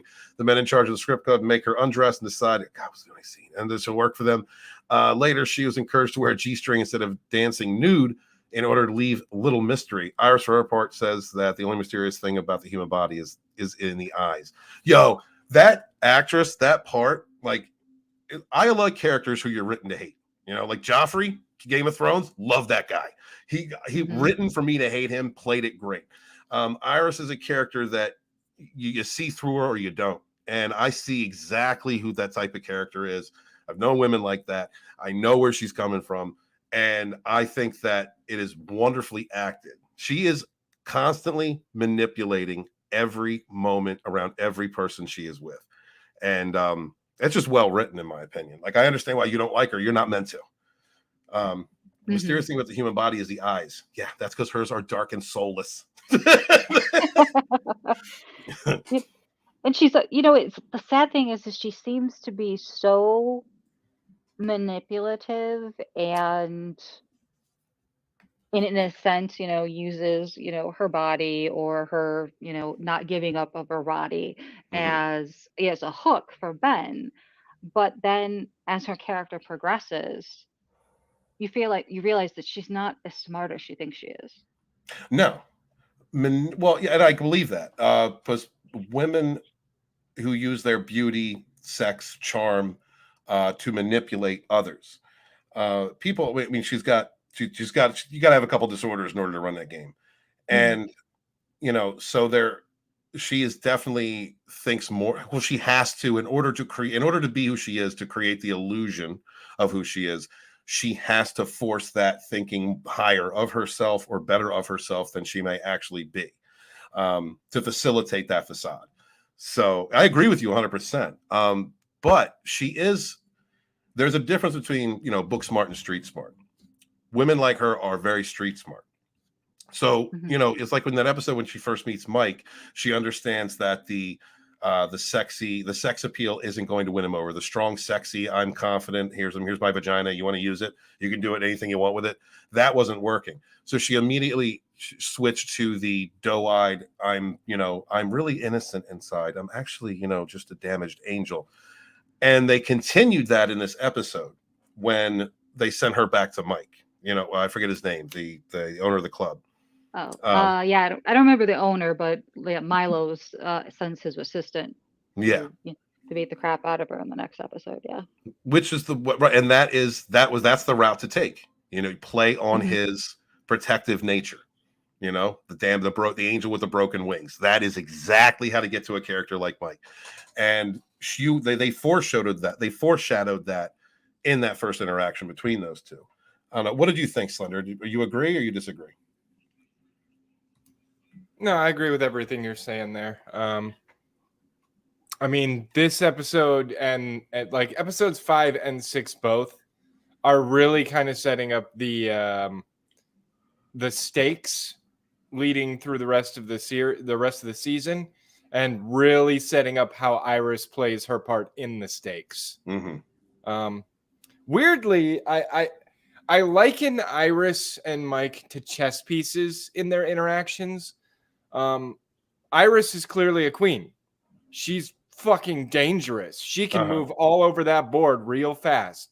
Mike is more of a knight. He can move in, atypical fashion and direction. He can skip over people, but he has to move in kind of those weird patterns. And if he gets behind the line, he's extremely dangerous, but it's harder for him to get back out. Well put. I like that. I like that way of putting it. That's a great analogy. Yes.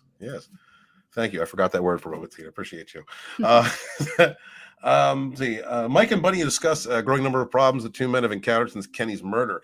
Bunny complains the guards are overstepping by feeding his crew feces. Which Mike brushes off. Because there's nothing he can do about it. Mike is such an alpha, dude. I love Mike. Like, he is just, there's nothing I can do about that. It doesn't matter. There's nothing you do, so he doesn't even bother confronting it. It just is what it is. He claims the way that Mike comes at situations only he knows are going to be dangerous. He can foreshadow, he can see coming or control. His decision and where he places his mental energies, his efforts is uncanny. I really like that character. Well written lead.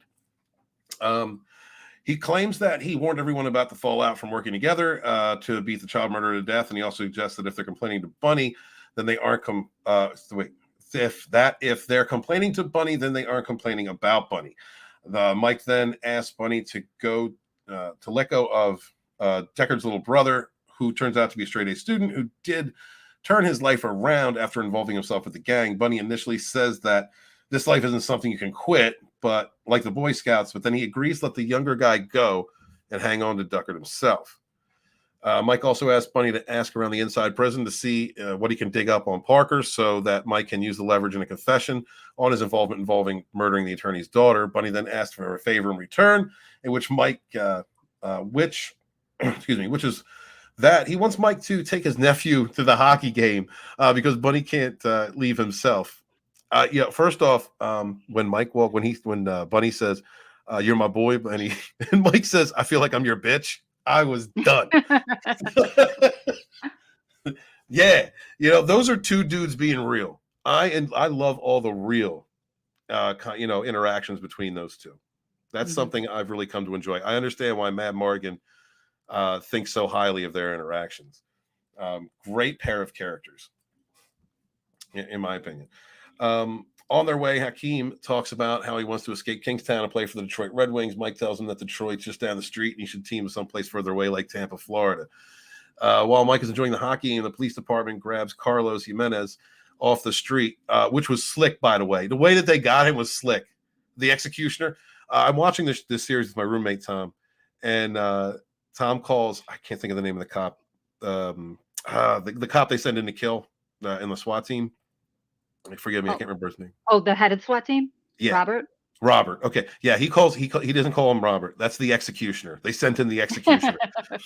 And the way the executioner just grabbed him and just put, and Carlos understood what was going on from the rip and just went with it, the whole time. Like, and did it without losing, his mystique, his manliness, like who he is as a man. Like, he's just, this is the situation. This is what needs to be done. He's not running. He's not crying. He's not talking shit. He just, this is what it is, and just very strong character. But that actor is really good.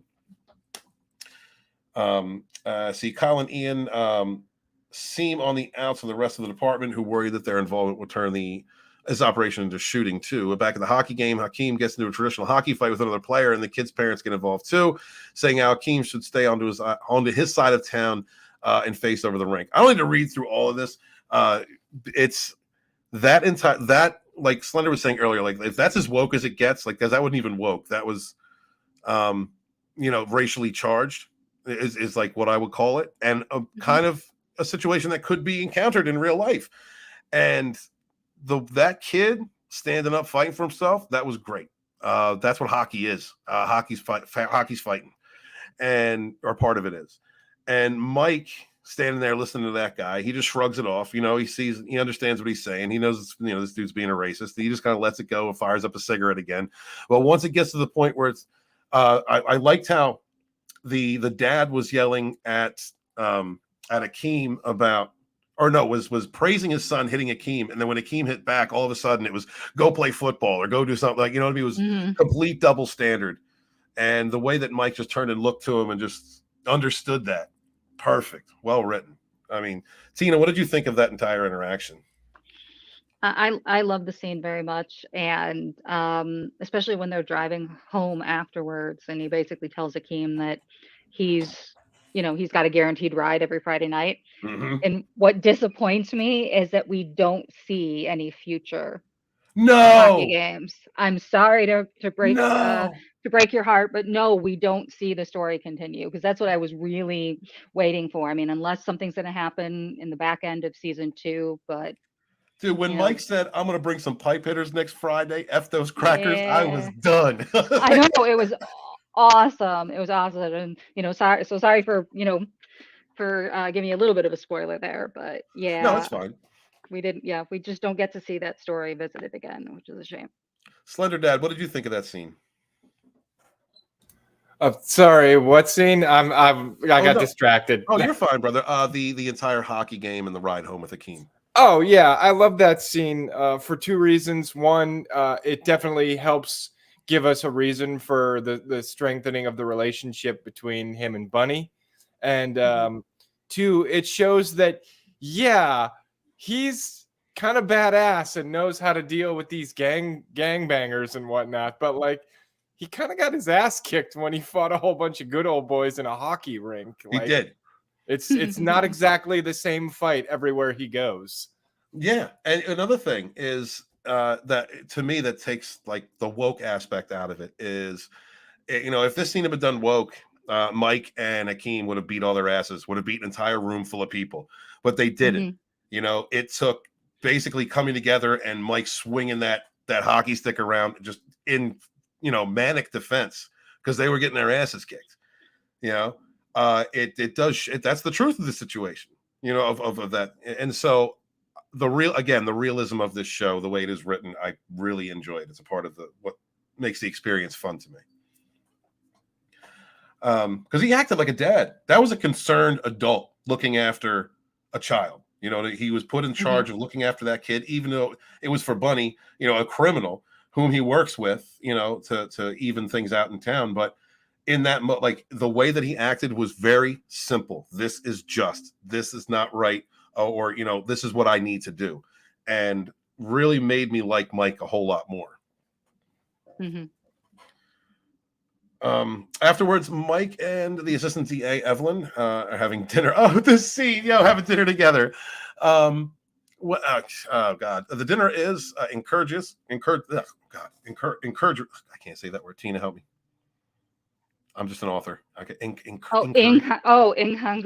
Incongruous. Thank you. Oh my Lord. Yeah, I write books. Incongruous, thank you. As she claims that Mike is the last person she'd want a relationship with, which is the most attractive thing about him, and that they shouldn't pretend to be more to each other than they are. Mike subsequently pays for the meal and storms off. Yo, I understand chicks just like that, and I understood his reaction. Like, you don't need to call that out, right? Everybody knows what it is. Right, everybody, both of them know what it is, and it wasn't him getting emotional, like I wanted something more serious with you, and that wasn't it. It was, look, you just overstepped your bounds. I'm an alpha. I'm an alpha that doesn't need to say I'm an alpha. You just called this out for what it was. That's degrading to me.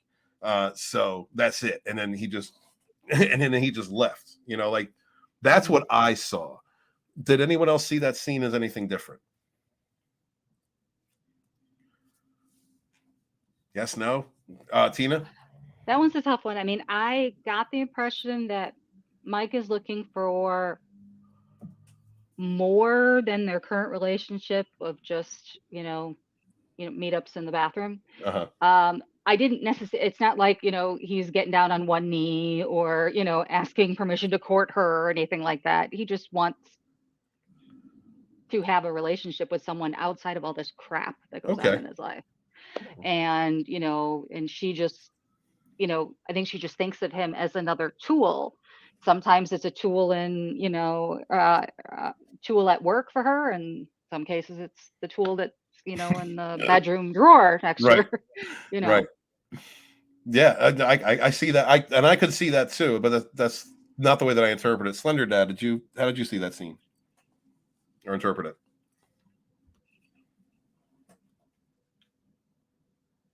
Okay. All right. I guess Thunder walked away for a moment. And for me, the way that I looked at it, Tina, was, it's perhaps the illusion of something more, which may facilitate the interaction between the two, or from his perspective, possibly that is an escape for him. That's like that is, I agree, like probably one of his escapes from what's going on, everything else in his life. But it's a situation where she is completely accepting that this is what it is. She's done this before. This is just how she rolls. And he is the one who wants to maintain some form of illusion. And I see that as him taking that as a challenge, because you had two alpha personalities, and there was a misalignment on, hey, this is an illusion we're casting right here, but you don't have to call that out. And I think when she called that reality out on him, it crashed him to earth because that is his escape. That is his escape from everything else that's going on. And he didn't need that at that moment. He wanted the escape. And I think it's what makes him more vulnerable in the next episode to the wounded, broken angel, approach they're going to do with Iris by beating her up and sending her to Mike. So One Man Show, the nudity didn't get you, huh? It's all right, brother.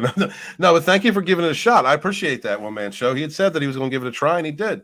He said it didn't catch his interest, and can't say anything more than that. We greatly appreciate you hanging out in the chat and listening to our reviews, and thank you for giving it a chance, dude.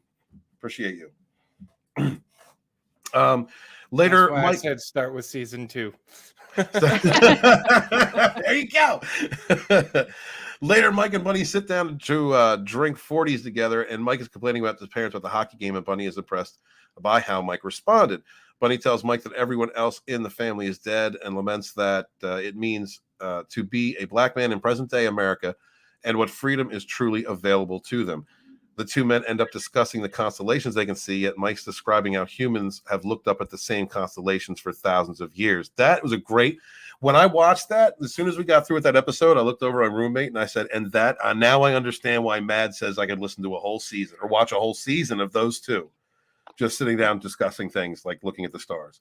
Because it's a shame that Mad's not. It's a shame that Mad's not on the panel tonight, because that is the episode that he was talking about. Yeah, because it's because you get the perspective from Bunny of how it feels to him to be a black man in America, and what freedom is truly available. And Mike's response to that is talking about an ivory carving from 36,000 years ago from human beings that said they were looking at the same exact stars as they are now, like bringing it together, like we are actually one world family, without saying it. And that touched me. I enjoyed that scene. I think for that's the first time I recognize the fact that if you can call it a friendship, there is some type of relationship between Mike and Bunny, that he doesn't look at him as just, one of the big shots on the street that he has to, balance against the other gangs. Mm-hmm. Slender, he has a very I'm sorry, go ahead.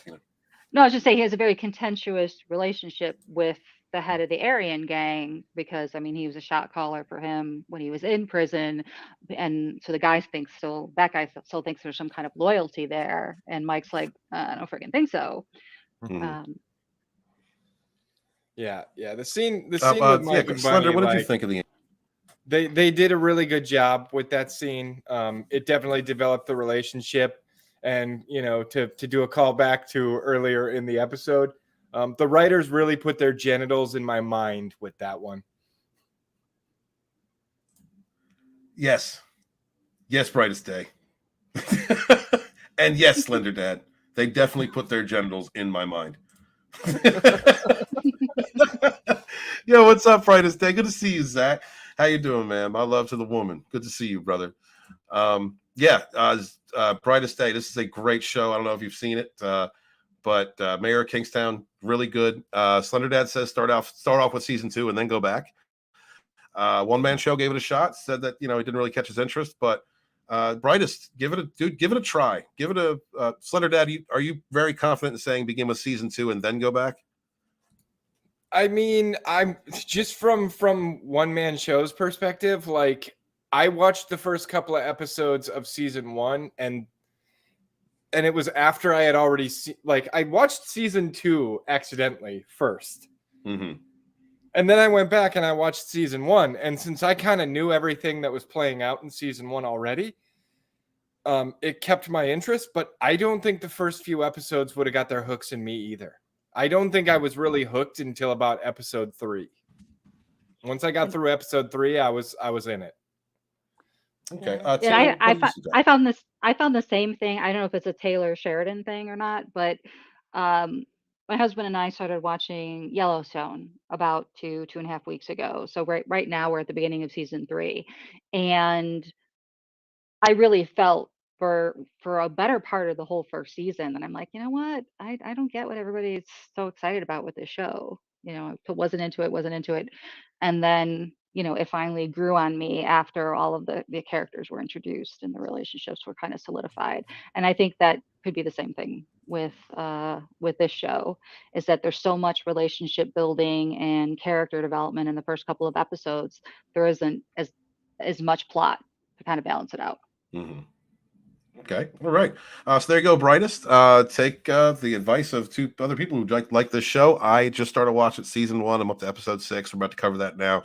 I've been having a great time with it. Good characters, man. It is not woke.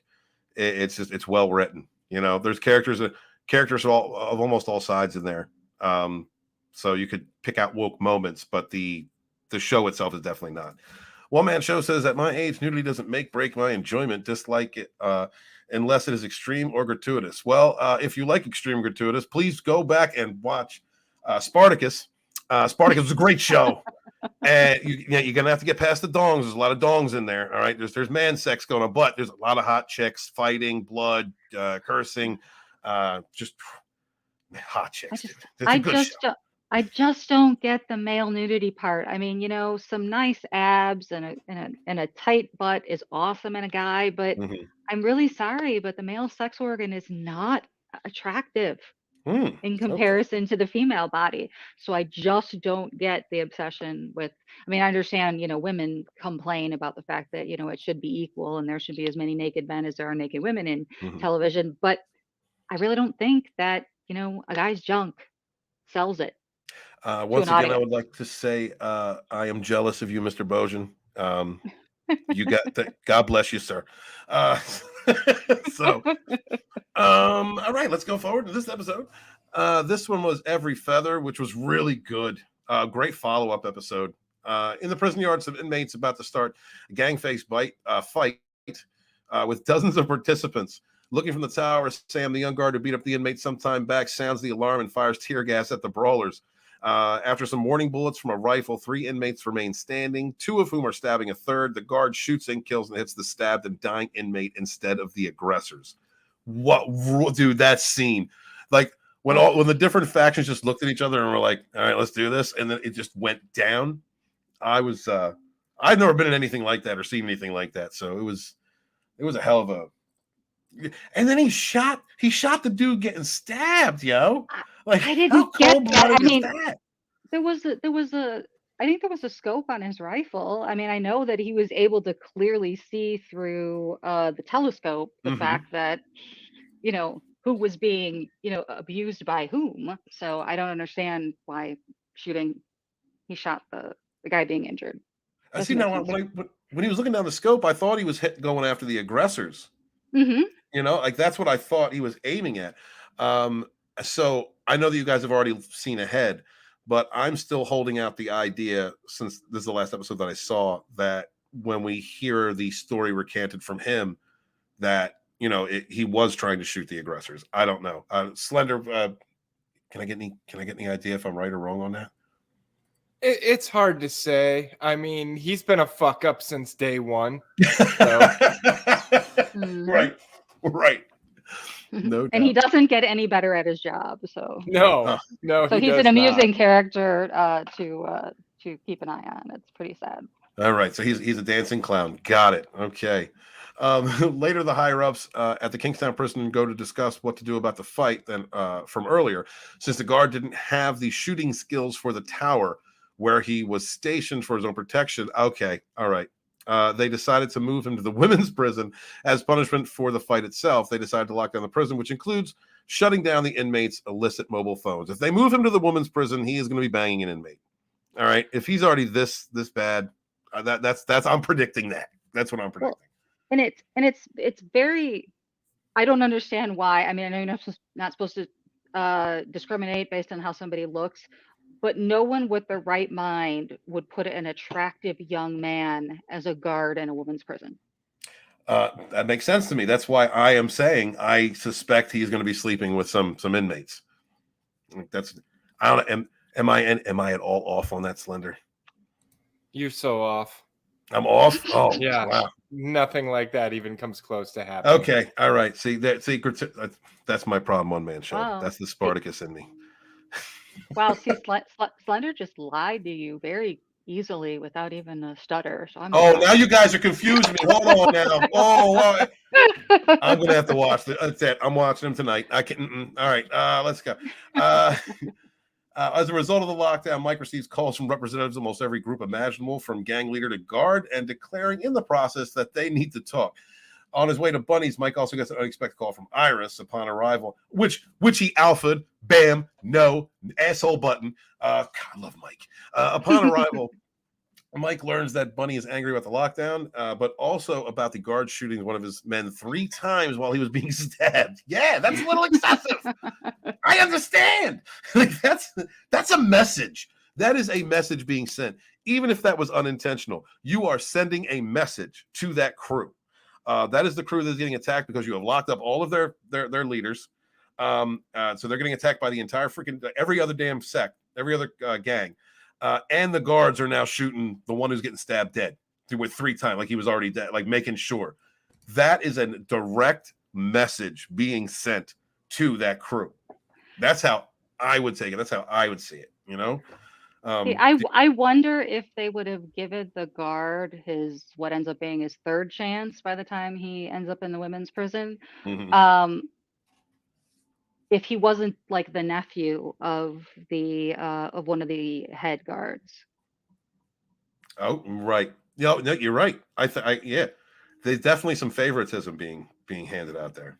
Yeah, I mean, I could see them I mean, I understand them wanting to, to cover up, any mistakes that happen, from on the side of the guards. Mm-hmm. But I can't imagine that just anybody who'd been in the job for the little amount of time that this kid was, that they would go ahead and, give him a 3rd chance to fuck up.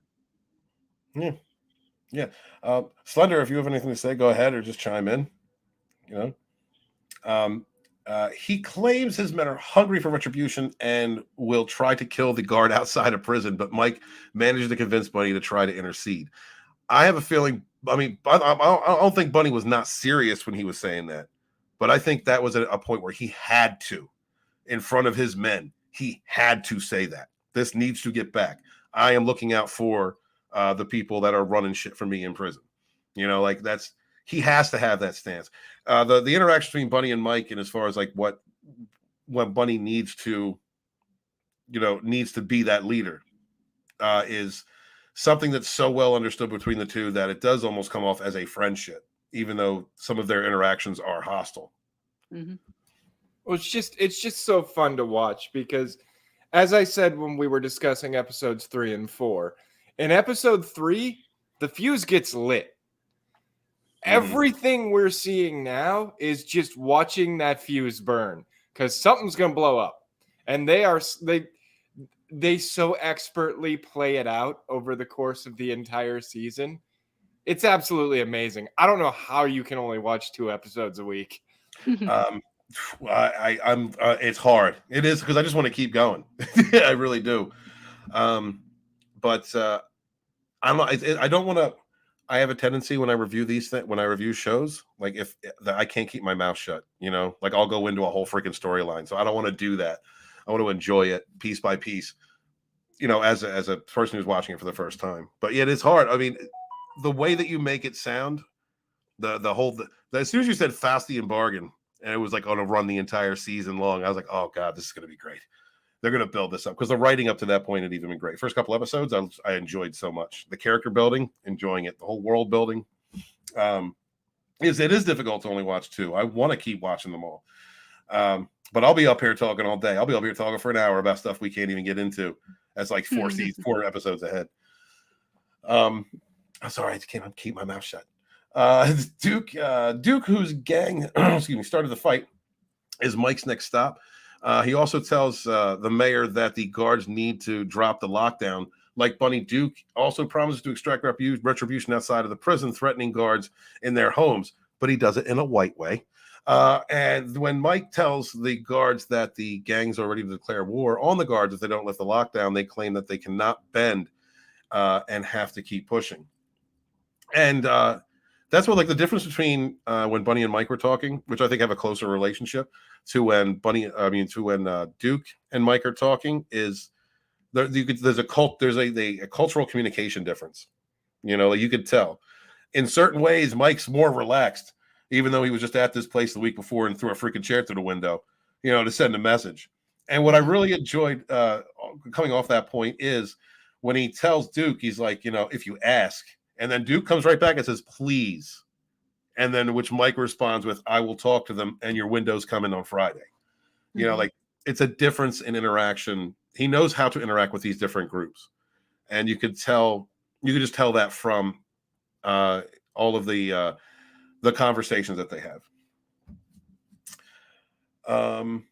And then the guards, and then when he goes and talks to the guard, and the guard's like, "Yeah, we're not backing down. Nah, we're going to keep pushing. We're going to like he's just a total toxic male."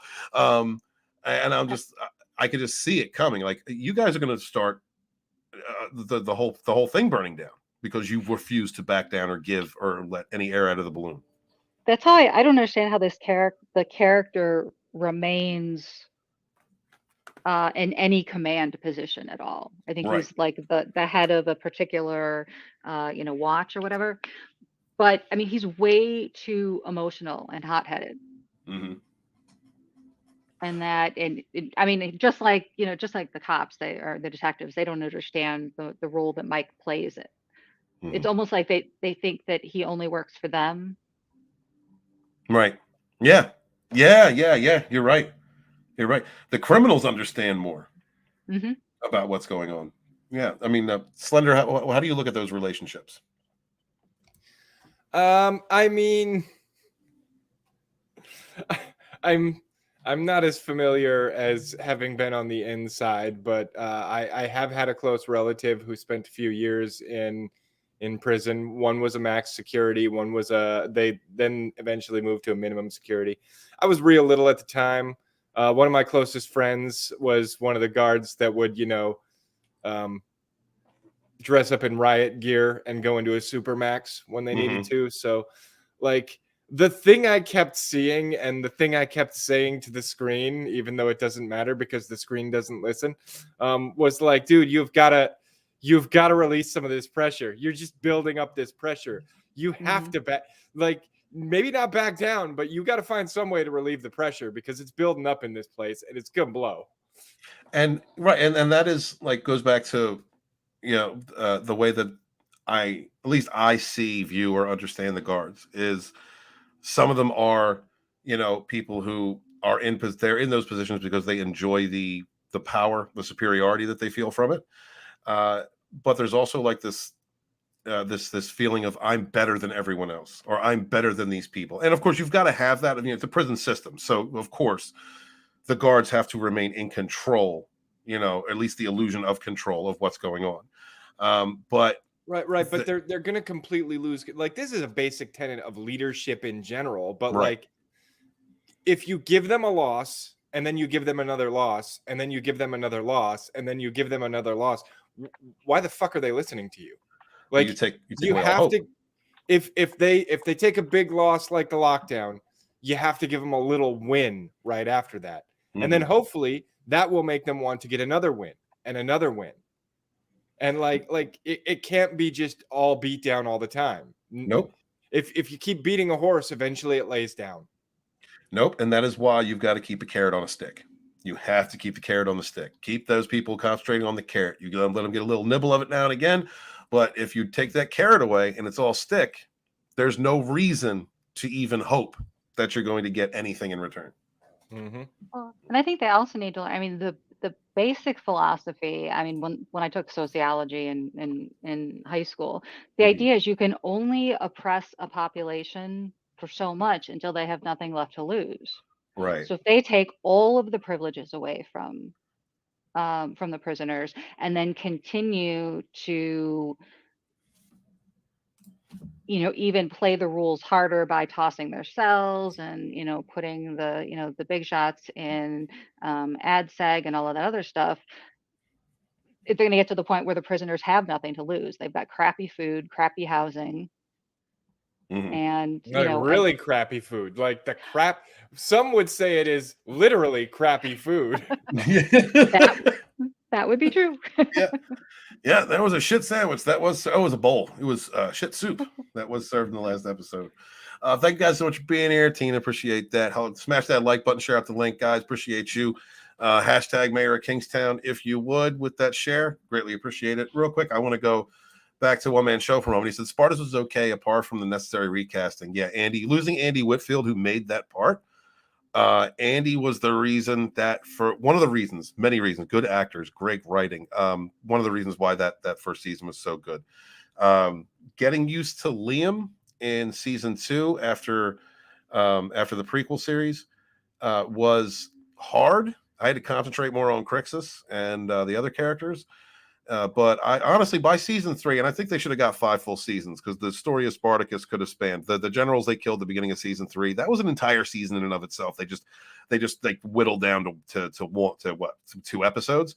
Because Cassius, Cassius could have been all of season 4. But I think that Liam did a good job making the role his own in season 3. But yeah, Andy Whitfield falling prey to his illness and passing away was sad. F cancer, and all my heroes out there that are fighting it, man, my love and light to you. One Man Show also said, can't say I liked knowing the ultimate fate from the jump. I did like that. I did like knowing that fate because I am a sucker for heroic sacrifices for people who make last stands, like Rogue Entertainment. It's Leonidas, that's that. I love that. I love those types of stories. Unbound, unbroken, unyielding, not kneeling, going to the very end for what you believe. And the story of a slave uprising, which to me, and Spartacus was pre-woke era, is the way that you do a story like that, because you're talking about a slave revolt, and it's mainly watched in a country that just abolished slavery 150 years ago and still deals with some of the ramifications from that to this day, socially. So showing that slavery is not just an American thing, never has been, showing it in an old world setting, while basically saying that you had groups from various different areas, Europe, Africa, North Asia, having all of those different peoples being enslaved together and all of them revolting together is probably more of an inclusive story than we have gotten in the last 10 years. And I really enjoyed the lessons, the realism, the nudity and gratuity, the violence of Spartacus. I love those characters, and I'll always see those actors and remember them from those parts. One of the reasons why I was down with, I never gave a shit about Captain Boomerang. All right, the character, the comic book character, never gave a shit. But the actor that played Spartacus' best friend in season 1, forgive me, I can't remember his name at the moment. He played Captain Boomerang, and that's where I remembered him from. And it instantly created a connection with me, and as far as giving him a chance. And it's one of the reasons why I love Suicide Squad. So thank you, One Man Show. I greatly appreciate you. Getting back to the story, at the strip club, the owner explains that Iris doesn't have Iris is a tank, y'all. This is what a little, hot, blonde, manipulative woman is capable of. Cold-hearted manipulation, will do whatever she has to do to facilitate her needs, to using everything, using herself, her sex appeal, her ability to weave through the minds and imaginations of men in order to succeed. Like, I'm watching the scene and going, yeah, I understand. I've lost money to them too. But there's a certain amount of respect you have to give to the writing, the representation, and the actress who's playing that character, Iris. You're not meant to like her. You're not supposed to like her. She is dangerous. And even in this episode, or it was in the last episode, and this one, you're reminded she's poisonous. That is a spider. That is a Black Widow. And she really shows that off in this episode. Despite this unique method, she's making bank. Milo Sutter's representative is mad that Iris is putting so much energy into her cover story and not making headway on Mike. In a private room of the strip club, he tells Iris that Mike might be drawn to help out a broken angel, so he beats her up with it and then takes a hammer to her hand, telling her not to scream. I'm watching that scene, and as I said, I've known people that kind of run her story arc in real life, and that is when she covered her mouth while her hand was getting smashed, she is more afraid of actual death than she is of brutality, and that's exactly what I saw. And it does create sympathy for that character. That was an intense scene, guys. Did you have any feelings about Iris getting beat up, or that scene in itself? Any thoughts? I felt bad for Iris, but I think the scarier part was that it is setting up the real monster. Like, we haven't seen a lot of this, this shadowy figure that's supposed to be like the worst of the worst. But now we're starting to see his influence. Mm-hmm. What did you think, Tina?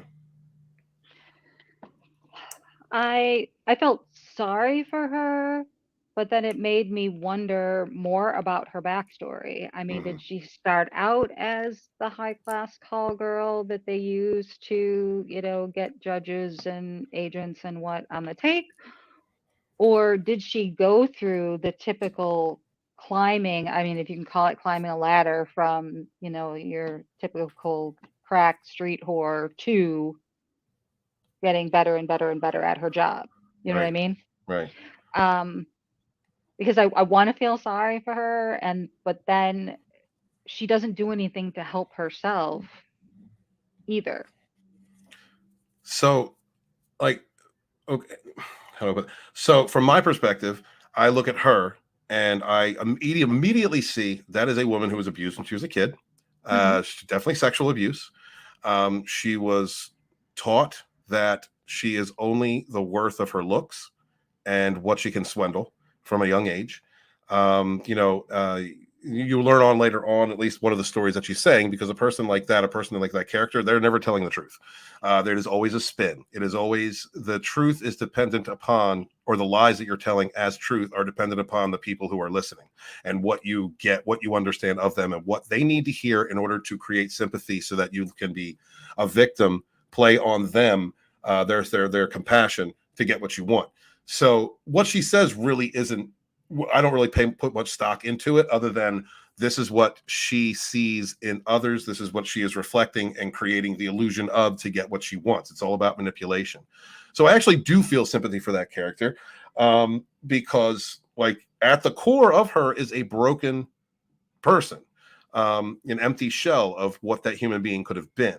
And so really, when I see her getting beat like that, I feel bad. I'm like, you that person was trained to be in that position. At some point, a human being has to make the decision if they're going to heal or work on themselves and move and become a better person, or they're going to embrace what they have been taught, what they have been molded into, what damage has been done to them to make them the person that they are.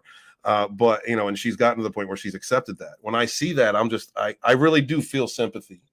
And it's not like I want to rush out and hug and help the girl.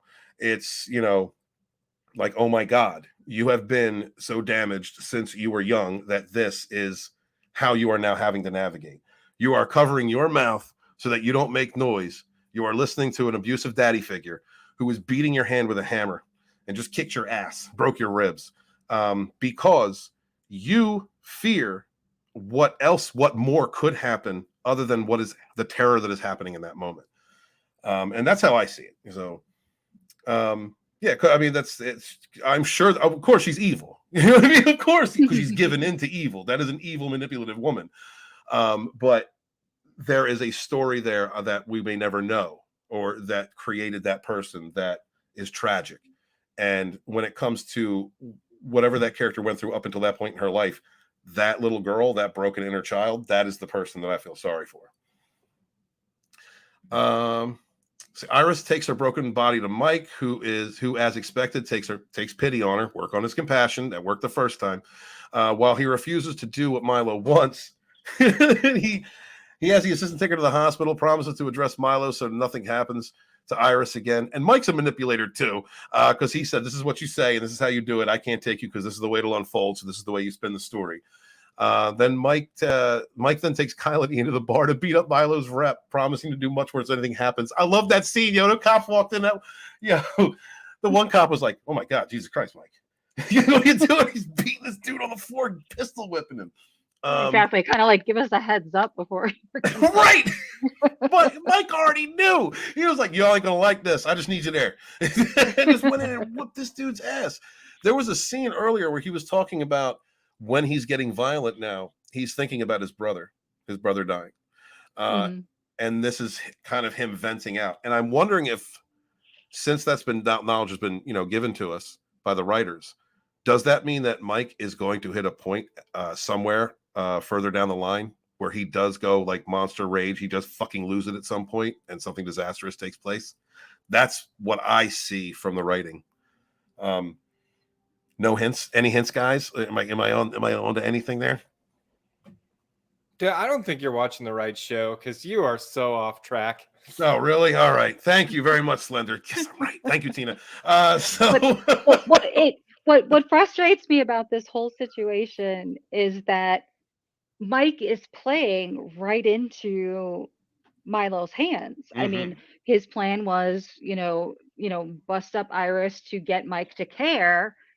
And then sure enough, he doesn't see that this is a setup, and then goes and kicks the crap out of, Milo's right-hand man. Tina, that is the power of master manipulators, right? Milo is a master manipulator. He understands what manipulative women can do to men's minds. And so as I'm watching that unfold with Iris, like I see it tick by tick by. I know I haven't lived that life, but I've lived something like it, and so I understand how that manipulation is possible. And you're totally right. Milo is manipulating Mike to do or act in ways that he wants him to, and using a woman to facilitate that because of her seductive or her abilities as naturally as a female to a male. And I'm loving it. To be honest, I'm looking at this story and loving it. Spot on, Tina. Totally agree with you. Completely agree with you about that assessment. After helping to get her bandaged to the hospital, Rebecca takes Iris to Mike's office. She tells Mike, oh, the whole conversation in the car. I'm like, yeah, Mike's done for. Mike is done for. It's just what you said, because yeah, he's going to feel bad. He's going to be like, no, take her. No, I don't want her there. I know this is bad for me, but shit, I'm going to look after her. Knowing damn well that she's poison. Yes, that is how a strong male figure, masculine individual can be changed, molded, into, manipulated into doing something they normally, or being in a way they normally wouldn't be, knowing damn well there's danger ahead, but thinking that they can protect themselves because they know better, when they actually don't, because they're being manipulated in ways that they are not used to. I have to see. She tells Mike about her sordid past, which is all bullshit, filled with sexual abuse and trauma, and then, some of it was probably true, and claims that she's already been broken by Kingstown. Absolutely. Mike tells her it gets worse and asks Rebecca to stay with her overnight because he still doesn't trust Iris. The thing about Iris is she's going to keep running in those circles because that's all she knows. That she's already destructive. That's all she knows. When Kyle arrives home, his mother confronts him about the shooting in the pizzeria. She's angry that he should be on administrative leave, but he's still wearing a gun and a badge. This mom is so manipulative. Another manipulative woman. There's the narcissist mom. She is my least favorite character in this entire show. I mean, I despise her more than all of the prisoners, all the gangbangers. Here's my thing, and maybe Tina, you can weigh in on this. I don't know how much of season 2 you've seen, but can you believe she gets worse in season 2? Yep. Wow. Like, she's shit in season 1. Wait till you see season 2. Yeah, it's absolutely. I mean, talk about a master manipulator. I mean, who draws all the wrong conclusions and makes really idiotic assessments based on them. Exactly. I mean, you would figure being married to the man who kind of built this, quote unquote empire, and having 2 of her 3 sons follow in the dad's business, and she still doesn't get it. Well, I think I think mom's been living in a cognitive dissonance for quite some time, is what I think. And that's a narcissist mom, like if I ever saw one. Her level of manipulation to her sons, who are just extensions of herself, and how she weaves the world that she needs to see in order to validate whatever feelings she has. So if she gets worse as the story goes on, I'm looking forward to it. Parents who pit their kids against each other, I have a special hatred for that. Yeah, me too. I've also had years of therapy as a result, so Yeah, I hear you.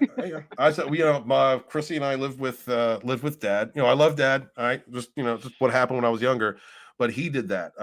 Chrissy was Daddy's girl, and I was the useless nigger. So sorry to say the M word, but that's just what it was. And what I mean, like, she would get pampered and taken care of, and I would get beaten and talked about, and then hugged every now and again to make sure the trauma bond was sustained.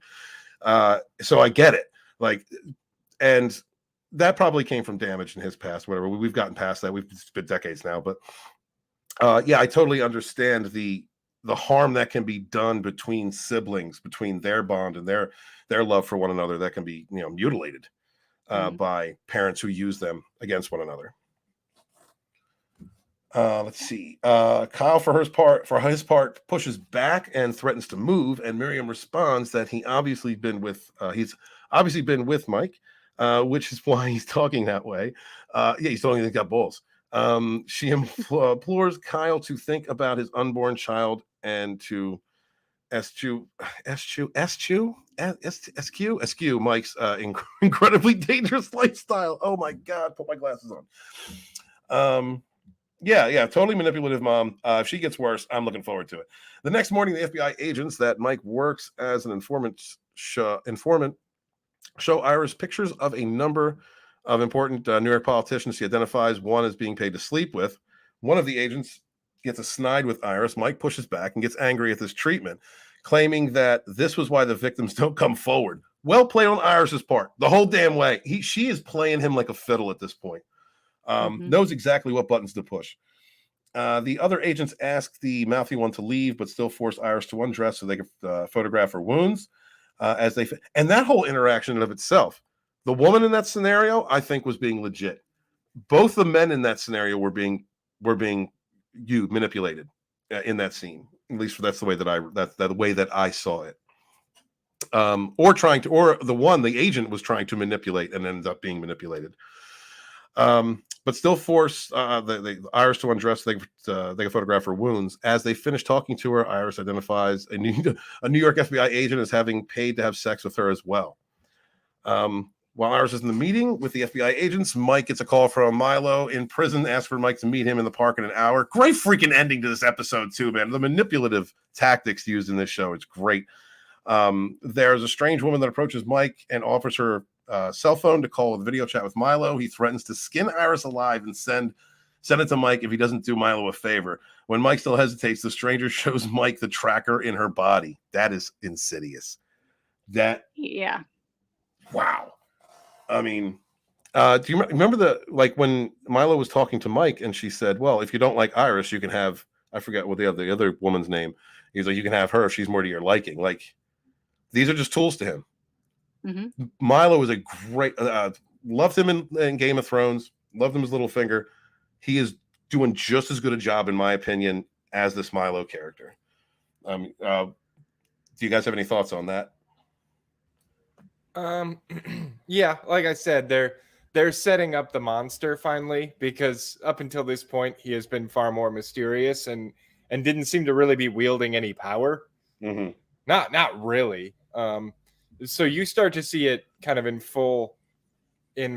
full display in this particular episode, and I loved this last part where he's on the phone with Rebecca on his way back to the office, and he's like, no, don't go back into the office, just turn and run.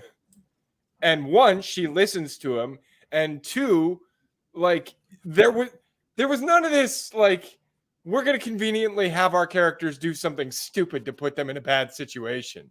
Right. Like, she didn't question it. She didn't go, well, I got to go grab my purse. She was like, Mike just told me I need to run, so I'm going to run. Right. Mm-hmm. Right. I'm going to read this last paragraph and let Tina say her last words, because she has to head off to bed. When Mike gets back to his office, the police are searching for bombs. Mike had his assistant Rebecca leave the office and run away. And he figured out that Milo knew how to find Iris when the FBI agents weren't so lucky. When Mike shows back in, he finds the agents murdered on the floor with a message scrawled in blood on the wall, threatening to destroy his angel Iris' every feather. The floor is yours, my lady. Totally loved the ending of this episode. Absolutely loved it. Sorry for being late and ditching you guys early, but no, you're fine. It's going to be past my bedtime. Mm-hmm. And my outro is pretty easy. I hang out with the Rogue Entertainment guys all weekend long, whether I'm on a panel or in the chats. And then you can find me here Wednesday night or on Twitter at Tina Bojan. All right. Thank you so much for being here, Tina. We appreciate it. Don't worry about it. We're gonna move the show to 8:30. We're gonna try and keep it around an hour and a half, just because it seems easier for everybody to get here. And with my work and your work, it just seems like we're getting home later. So Tina, thank you so much for being here, sweetheart. I appreciate you. You're welcome. Thanks for having me. And you guys have an awesome rest of your work week. And I'll see you all over the weekend. All right. I'll see you this weekend. Tell Mr. Bojan I said hi. Will do. Good night. Yeah, great show. I can't wait for the next episode. I don't know how I stop Slender. Anything you want to anything you might want to tell me to look out for in the next two episodes, or in the audience that are following the show with us? I mean, just look out for your predictions that aren't going to happen. Okay, absolutely. I'm going to do that. Lil Chad, thank you so much for being here, man. We appreciate you hanging out. Well, I would have been listening anyway, so I was able to just listen on mute in StreamYard. So there's nothing. wrong with that. Beautiful, That was man. cool. I appreciate it makes me want to go back and watch the show. I should probably give it a try. I think you would enjoy it. I think you would, and let us know, like, if you do get a chance to watch it, if you can watch them all, or if you want to check out episodes. We're going to be covering episodes 7 and 8 next week. If you can get up that far, great. If you don't like it, but like this, come on and tell us why. One man show sees that he didn't like it that much. Yeah, I think it's right. Varro, yes, Varro. Thank you, Varro. Killer scene in Spartacus, by the way, when he has to kill. Guys, if you haven't seen it, go watch Spartacus. Great show. Yeah, I liked Gannicus. He was the one I liked. Hell yeah, dude. Gannicus was my boy. He was all about. He was he the one who got like the prequel show while they were recasting? Yes. Yeah. He was the fill-in for Andy. You know what I mean? Like he was the Spartacus-like character. Gannicus was wild Celt, dual swords. He used both. He used all three of his swords a lot and enjoyed them. And I thought Gannicus was fun. I also liked the Animaeus story, Animaeus' wife, and everything, that the triangle there that was kind of forced on them. Seeing Crixus come up, like from getting bought to become. The lasting impression for Spartacus is that's where you can go to see Xena nude. Xena, not only Xena nude, but in a threesome, having sex with another chick. Oh my God, Lucy Lawless. Thank you, honey. Oh God, that was. Oh God, thank you. Oh, I'm gonna go watch Spartacus again, little Chad. Well, I will not think of you. He's gonna watch it for about 2 minutes. You take care of your own business, and after the intro conversation to this podcast today, I don't even want to know which person you're going to be watching. I will not be saying, little Chad. I will not say your name. That's all I'm going to say. All right, I will not do that to you. That will not happen. Okay, I promise. I will not say Chad. All right, I won't do it. Thanks. That's a good thing that's not my real name, so we're okay. I mean, but I won't even be thinking of you or your avatar. I don't think, your avatar is a little boyish, so I don't even know. Everything about this whole conversation is wrong. Thank you guys so much for being here. Yeah. Who says, like the smash button. Yes, thank you, brother. Thank you. There's Sean saying goodbye to Tina. Thank you so much for being here. Other Sean, thank you so much. We appreciate you, channel members out there. Appreciate you watching no matter what. Where you are, whether it's Rumble, Odyssey, or YouTube. We greatly appreciate you. Please share out the link, smash the like, and if you have not already, please subscribe to Sporkin' News Podcast. Great shows all week long. On his Monday shows, he will be holding a Beatles retrospective, which is very cool. There is also Aluminum Spork that he holds every now and again, like when he gets a chance. It used to be a Monday show, but I think he's just doing it when he can. And also check out Saturday's Dump. Great panel, some of the best, most real, funny, just some of the greatest people on YouTube over here on Sporkin' News Podcast. Saturday, The Dump, and of course on Wednesday, come hang out with us. We are the C team, and we're going to beat the A team. That's what's happening. That's what's going down here. That's what we're about. All right. One day we're going to be bigger than the Saturday show. That's what we're doing. So, hey, I'm the king of Mayorstown now. Yes. Yes, you are. You're the king of Mayorstown. Thank you. Good job, Slender. And please, no one during masturbation yell out Chad. All right, let's not do that. Let's not even make that a thing. Don't hashtag it. Don't do it. All right, it's just that would be rude. And I love you guys. Thank you so much for being here. Definitely do it. All right, so we're going to talk about gayness. We're going to talk about some more gayness. And I'm sorry that that's kind of like the way that it started, and that's the way it's going to end. But we're not going to back into this one, as Mr. Grant Gregory would say. Disney Plus Star Wars leans toward exploring Luke Skywalker's LGBTQ identity. They're gonna make Luke gay, guys. Are you looking forward to that? Do you think that is something that's needed after everything that Disney has done to Star Wars? I hate everything about this. Do we need a rainbow saber, Slender? No, we don't. And I am a big subscriber to the expanded universe that existed before Disney came in with their stupid fucking not canon hammer. Hashtag always Mara Jade. There you go. Yes. Thank you. Mara Jade. Always Mara Jade. Yes. Mara Jade was fucking awesome. What's crazy is Mara Jade is everything that Disney wants to have, as the lead for their Star Wars. It's everything that Rey never could be, which was interesting. And, somebody people liked. I mean, the two characters that they wiped out of existence from the expanded universe and then basically tried to retcon into existence the hard way, were Mara Jade and Jaina Solo. Mm-hmm. And they basically tried to combine them into Rey, but made it terrible. I mean, and also I think, you know, God, what was that other the last cartoon when it was switching over to Disney, and they brought Thrawn in? I can't think of the name of it. I'm sorry. Are you talking about Rebels? Star Wars Rebels. Yeah, Rebels. Yeah, And they no, brought that one was 100% Disney. That was all it? Disney. That was all okay, because that makes sense, because Thrawn was an idiot.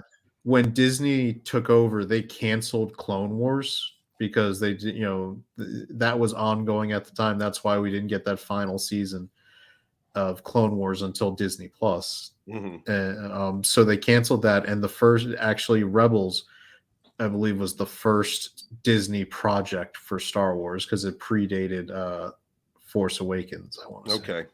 Okay, that makes sense. And I see. I thought part of that season was under Disney and part had been under Lucasfilm proper. But the way that you said two characters like that, what they brought Thrawn in, and they didn't even give him a decent they didn't represent him. You know, one of the baddest moffs ever. And you're right. Like the most interesting thing about Rey in the entire trilogy was that short moment when we saw Darkseid Rey in the Emperor's Mirror. Like that was the only, because could you imagine if they had brought in the Emperor's Hand? You know, we got like her true sequel trilogy with Mara, going from you know, like a Sith assassin to, you know, battling Luke to eventually becoming his lover. It's everything. You're right. It's everything that Disney Star Wars and Kennedy Star Wars would have wanted. That's a strong female right there. She almost destroyed Luke, turned him to the dark side. And she's the one. I mean, the standoff at Mount Tantus at the third book, right? Where she's the one who ends up beating Joros Kaboth or whatever, right? Whatever weird clone, you know, because when it's clones, you added extra vowels, and that was Timothy Zahn's way of doing it. It was Luke, because. And that you know, it was interesting because the way she worked through her trauma was by like basically lightsabering in half the Luke clone, and now she's like, all right, I got to kill him, so I'm at peace now. Right. It was, and Thrawn was fantastic. Like the only way that they were able to kill Thrawn was by infiltrating and taking his bodyguards and getting them to switch sides. Because if you read the book, no one actually outplanned or defeated Thrawn. They only subverted by having that, and it was a great, it wasn't just like some plot armor. They made it work over the course of 3 books for it to happen. So one of the greatest tacticians in Star Wars universe was Grand Admiral Thrawn, and they didn't even. We didn't even get him. When we got him on, it was on the small screen. And then, and then when we get later on, when you get Jaina Solo, where she gets to get trained by the Mandalorians to be able to take out her brother, who had turned, because she knows like he's the ultimate Jedi combatant. We've been sparring for our whole lives. There's no way I can beat him with the knowledge I have from being a Jedi. So what does she do? She goes to Boba Fett, not like Boba Dad bod that they put into Disney Star Wars, but real Boba Fett, who was like, all right, if you're going to train to beat a Jedi, here's what you need to know. You can't fight by rules. You got to use your environment. You got to just take it. And when they actually had their fight, that's what she's doing. Like she's, like using Mandalorian tricks left and right. And she ends up beating him that way. It was a great, like these characters in the expanded universe were awesome. They're super popular. Like there's a reason Hasbro keeps putting out Disney, not Disney, but Hasbro keeps putting Black Series figures out of expanded universe Disney stuff, because it sells, because it's what people still like. Yeah. And instead Disney is busy, trying to turn Luke gay because they think that's gonna all that's gonna. If I was Hasbro, I'd be like, F you, man, you're going to destroy one of the things we still have that sells is our Luke Skywalker stuff, our original trilogy stuff. Do not F the original trilogy stuff, because that's our market. That, I mean, look at Star Trek, right? You notice that Playmates is putting out like next generation toys again because people will buy them, and no one was touching like the new stuff. No one cared, but they would still buy the old stuff. My dad, for years and years and years, collects Star Wars stuff. I have Franklin Mint Pewter Enterprises that he's given me because he's beginning to shift. He's getting up there, and he's getting worried, so he's starting to move. I get all the Star Trek stuff. Chrissy gets all the Beatles stuff, and I remember him for years collecting these things. Once it got to like Discovery, he was just like, what is this? Like he really did. He wanted to get into it. He really tried to, but it's not Star Trek. And as a fan, he's been a fan since he was a kid watching TOS. He's not interested in it. But like you were just talking about, they start bringing out Next Generation series. That's the stuff he's going for. Those are the figurines. Those are the characters. Those are the ships that he wants to buy. And it's the same thing with Star Wars. Like this new stuff just doesn't. The new stuff just doesn't sell. Like even the characters that are like to me are like half cool. Like Kylo Ren is kind of half cool to me, and the reason for that is when Disney Star Wars came out with the sequel trilogy, that was my chance to share Star Wars with my kid. We had watched Clone Wars. We were in his. He loves Anakin, and so he liked Kylo Ren character, and so like I was sharing that with him, and at the same time, it's like this perversion of Star Wars is going on. I'm like, oh, fuck, but I don't want to take away from my son's joy or that connection with him. Which is kind of one of the reasons why I like Tim, to be honest with Tim talks because he go cosplay those characters. But but when it comes down to like what I really enjoy about Star Wars, I haven't gotten any of that from Disney. I haven't gotten a decent representation of any of the characters that I have loved. I wanted to see. Look, I mean, I know people got problems with the Yuuzhan Vong Wars, but hey, I want to see those books. No, that would have been great. Like, if they were going to do a sequel trilogy. I understand that the original actors were probably too old to do Heir to the Empire. Right. I get it. That's just unfortunately the fact of life. And I don't agree with recasting them for being younger. That's a mistake. Mm-hmm. But they were the exact right age to fast forward to the start of the Yuuzhan Vong War. Right. Which would have been perfect, because then you could have cast, you would have been, if you wanted your next generation, it was built in. Because you still would have had Han, Leia, Luke, Chewie, all the main characters that you loved. Mm-hmm. But you could introduce Jaina Solo, Jason Solo, Anakin Solo was around at that point. Yeah. And then Ben, like 6.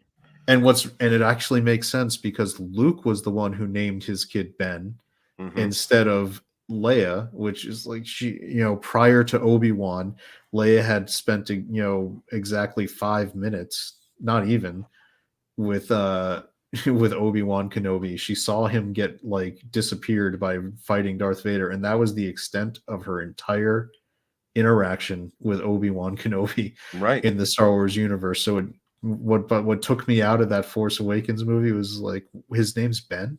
What? Why did Han and Leia name their kid Ben? And I think that was one of the things they were trying to force. And even when you go to the new Obi-Wan show, it was perfect for him to hide his identity, to just say his name was Ben Kenobi, like, so that she doesn't know who it was. And that's why it actually, it would have made sense, because remember when they're in the Death Star and he's rescuing Princess Leia and Luke says, "I'm here, I brought Ben Kenobi," and she's like, "Ben Kenobi," right? And she gets really excited, because that would have, that's something where you could have made the retcon and be like, look, he rescued her and he went by Ben, and so that's who she recognized. Oh, him, he's the guy I know, not Obi-Wan. Anyway, that's just a pet peeve. Getting back to making the Pride Luke over here, I'm sure that they're going to release a Hasbro toy with him in the Pride flag instead of the regular Jedi robes.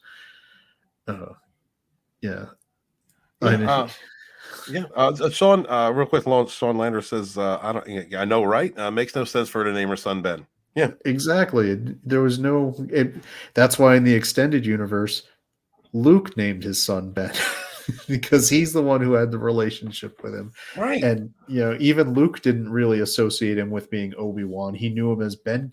You think they mean old Ben Kenobi? Yeah, that's who he knew. That's who he grew up with. And, and the Yuuzhan Vong War would have been a new thing that they did with Star Trek. Instead of a Death Star, instead of a giant Death Star that can now take out multiple planets at once because it drains a star, What they could have done was the Yuuzhan Vong, who are an enemy that hunt Force users. Like they were perfect to like go after them, and then you could have had a reformed Jedi Order under Luke taking on them. You would have the Republic fighting an encroaching predatory species, so you wouldn't have this constant rebellion versus the government kind of vibe. We've already done that now 3 times with Star Wars, because they did the prequels where they did the takeover of the Empire, then they had the originals, which was the Rebels versus the Empire, and then we did the Resistance versus the First Order. No, the Yuuzhan Vong would have been a new direction to go, and it would have been fantastic, and that's what they should have done. And Jaina Solo would have been everything they wanted Rey to be. Yes. And nobody would have had to be gay. Yeah. Yes. well, they could have created new gay characters instead of making Luke, because Luke would have been married to Mara. Would have been. And if you and the epic, if they really wanted to axe, a senior character in that first movie, Chewie was killed with a moon. Chewie gets killed to save Anakin Solo. It would have been dramatic. Yeah, it would have absolutely could have shown the connection between him and the kids and how much they meant to him, and then that could have been the dramatic, because look at how that affects Han. So then you have Han spiraling out from that event, it throws off Jason, which so you could get that whole trilogy out of the Yuuzhan Vong Wars, and then if it's popular and it works, you could do your next trilogy where Jason Solo is going, nuts and, to becoming the new Darth Vader, like Kylo Ren did. And that's where Jaina has to go get trained by Boba Fett and the Mandalorians. That would have been amazing on film. That's what you do. And if you had Disney Plus shit, you could have spun off so many shows from all the extended universe stuff. Lando had great expanded universe books. There's all sorts of, Jedi characters that would have been amazing. Talon Card on his own would have been a great character to, use for, fodder for television programs. Yeah. Hell yes. Everything you're saying 100%. Oh, Chad, we got to talk sometime. Yes. Sean Landers says, Langren says, as soon as I heard Disney was scrapping the EU, I checked out. F Disney. Star Wars is not canon. Disney Star Wars is not canon. When they scrapped the EU, there was that big. We should have known.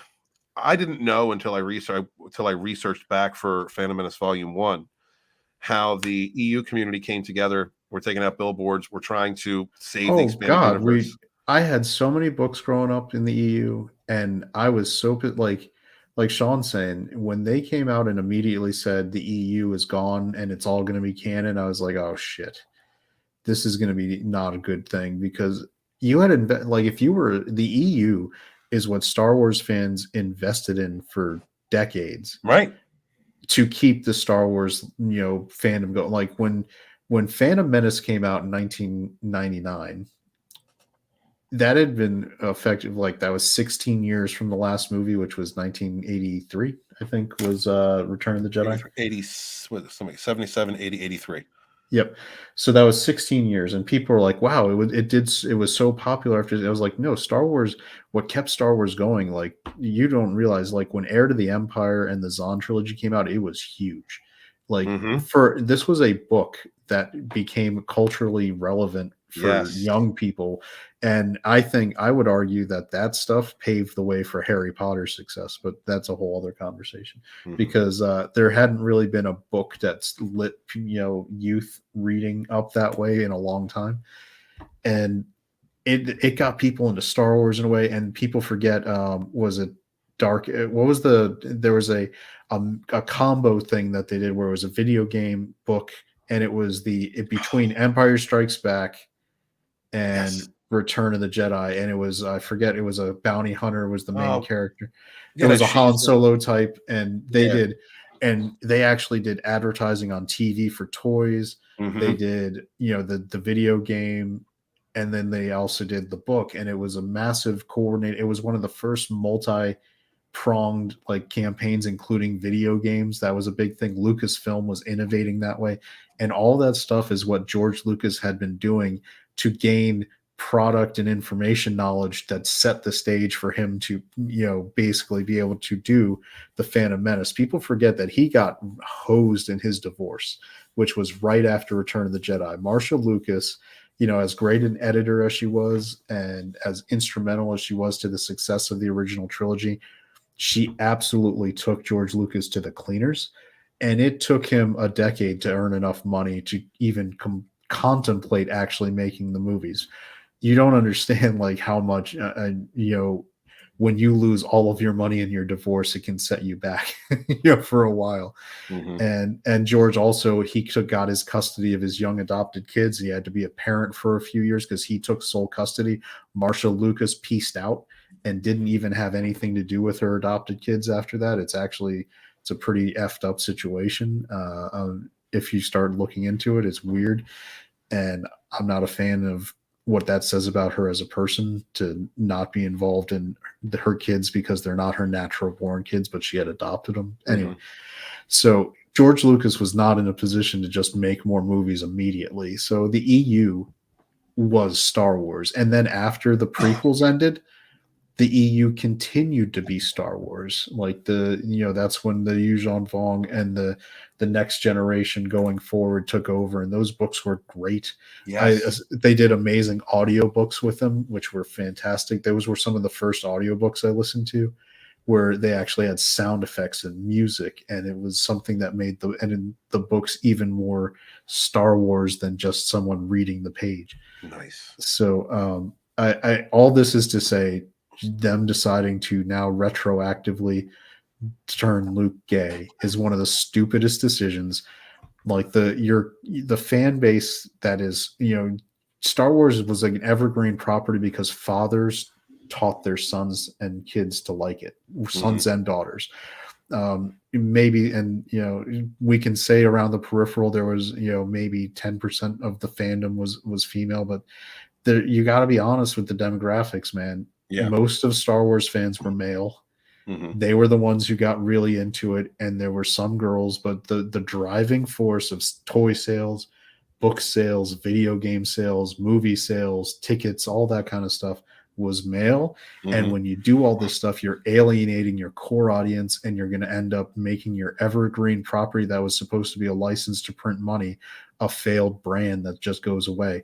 You know, that I'm very passionate about like this stuff because I loved the EU so much, and it's one of my favorite things to like do as a kid. So it really hurts me even more than the movies, because the EU was like your thing.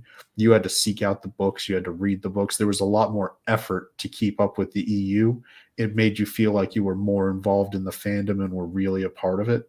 I think there's an investment there of time and your love. And for them to shit on it and continue to keep shitting on it worse and worse, like almost every day, it's terrible. Chad, I got a question for you. Have you ever done any writing by any chance? Little comic strips, but not any real writing. Just real quick, can I interview you for a few pages for my book? Because I love everything that you just said. All right, excellent. Thank you very much, brother. There is like you talk about the demographics, like be real with the demographics. Yes, it was overwhelmingly men, but then but the fans of this that were really invested in it were fans, man, boy or girl. I used to go to my cousin Rachel's house. I loved hanging out at Rachel's because her basement was was Walker's. Her basement was a Millennium Falcon, was toy chests full of Star Wars toys. We used to watch Star Wars in Spanish just because we knew every line, and now we just watch it in something, you know, in another language. You know, like it was just going to her house was like going to a Star Wars mecca. You know, you'll like this, Steve. I still have the THX VHS releases. No shit, dude. Because because I want to get someone to digitize them, just because those are the last untouched versions that were good. Because remember, after that, it was where Lucas started doing the special editions with like Greedo shooting first instead of Han, and the digital add-ons and things like that. And even, you know, I have to check if there's, you know, those people who like will convert old home movies. If one of them on the side would convert like these movies to digital, because then I would have like the original, like just remastered THX versions of Star Wars. The only downside for me is that they're not letterbox, because I didn't have letterbox TVs then. So they're still just, you know, 4:3, standard TV of the time cuts. But there's something, like you go back and they're still tinkering. Like they threw and they made Hayden Christensen into Return of the Jedi a couple of years after the special editions because of the prequels. And so there's, and it's I went to a reissue where they showed the old movies in the theater, and people were upset because the Return of the Jedi version was the one with Anakin, and one of the movie theater managers had to come out and he's like, look, this is the only one Lucasfilm will allow us to publicly show. Right. It's like, look, we may have copies of the other ones, but we can't actually sell tickets or show in the theater the ones that are unaltered. It's like, it's crazy. And that's why I'm a big fan of physical media, because if you get the digital ones, they can actually go in and like replace the one that's on your server, like so to speak, with their new edits anytime. Or if it's on Disney Plus, they can just replace the version that's on Disney Plus.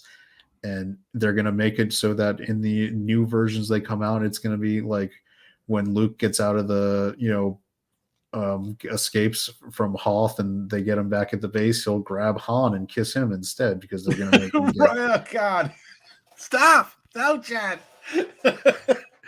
Dude, I mean, you were just talking about those versions. I hope that there's got to be somebody in this fandom, in this fellowship, that can do that do that conversion for you. But like the ones that we watched were on Betamax. That's how far back I'm surprised your Betamax was even long, because remember, Betamax were like short. You could only get like little bits of movies on there. It's crazy. That's why VCR won, because you could put the VCR on long play or extended long play and be able to record like 6 to 8 hours of content, whereas a Betamax you were lucky to get an hour and a half. It was much better quality, but you couldn't fit a lot on there. It's just God, I like, what, this article and idea is so retarded that we just spent an extra 40 minutes on this show just talking about what we loved about Star Wars and the things that were changed about it that we couldn't handle. But actually this started out, I wanted to make a comment to Sean that I did not know. I wasn't a part of. I was just doing other things in my life when the EU fandom was trying to save it. When you had one of the people at the Lucasfilm writers group, cannot remember his name. It's in my book, and I'm sorry, I can't remember. You're talking about like Pablo Hidalgo? Well, he called the expanded universe fans militant and shitty. Like how do you? Oh, was that Wendig? It was Wendig. I think it was Wendig. Yeah. Yeah. Like that is somebody working at Lucasfilm. Well, to be like, that guy was so bad, even Lucasfilm fired him. Like that. Can you imagine how bad? Like, this is, if anybody wants to know how bad Chuck Wendig was, number one, his books were terrible. I gave one a shot, because I had Audible credits. With the Vader series?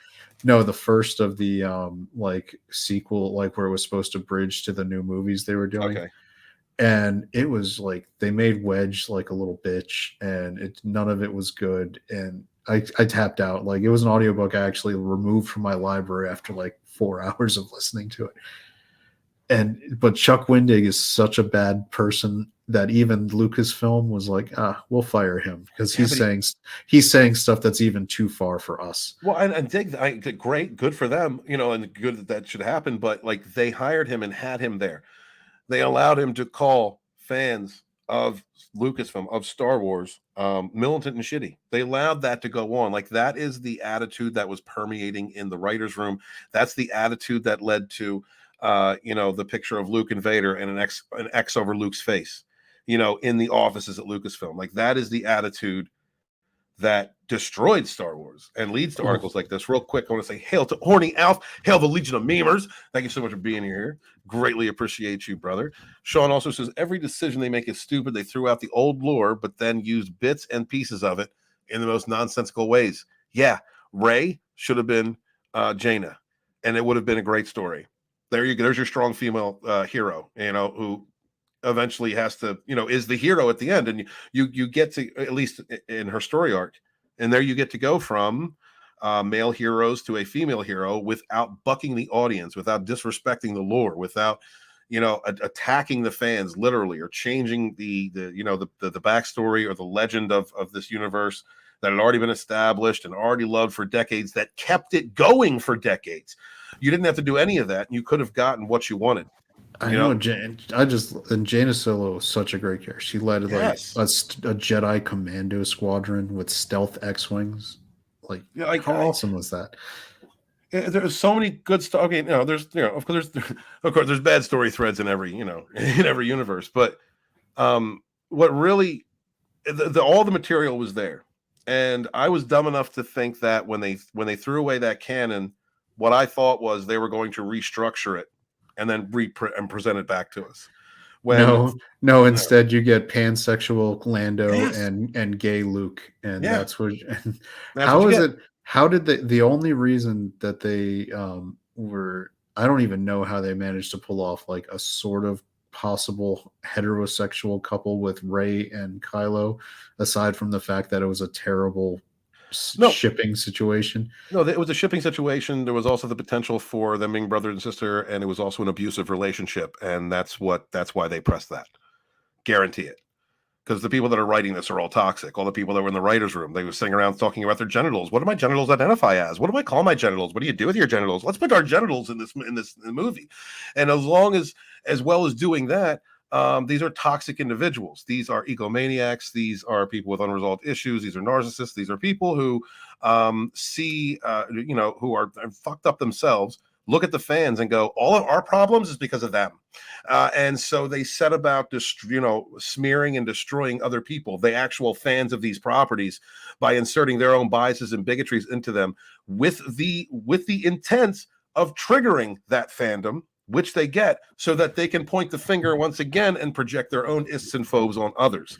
Do you want to? A terrible thought just occurred to me, and it's that as you were talking, I was looking at the little caption of the image, the exploration of Luke Skywalker's LGBTQ identity, and what I was worried about and what the terrible thought is that some writer is going to be given the task from Lucasfilm to write a book that covers Luke as a 17-year-old man discovering his feelings with Obi-Wan Kenobi. Oh God.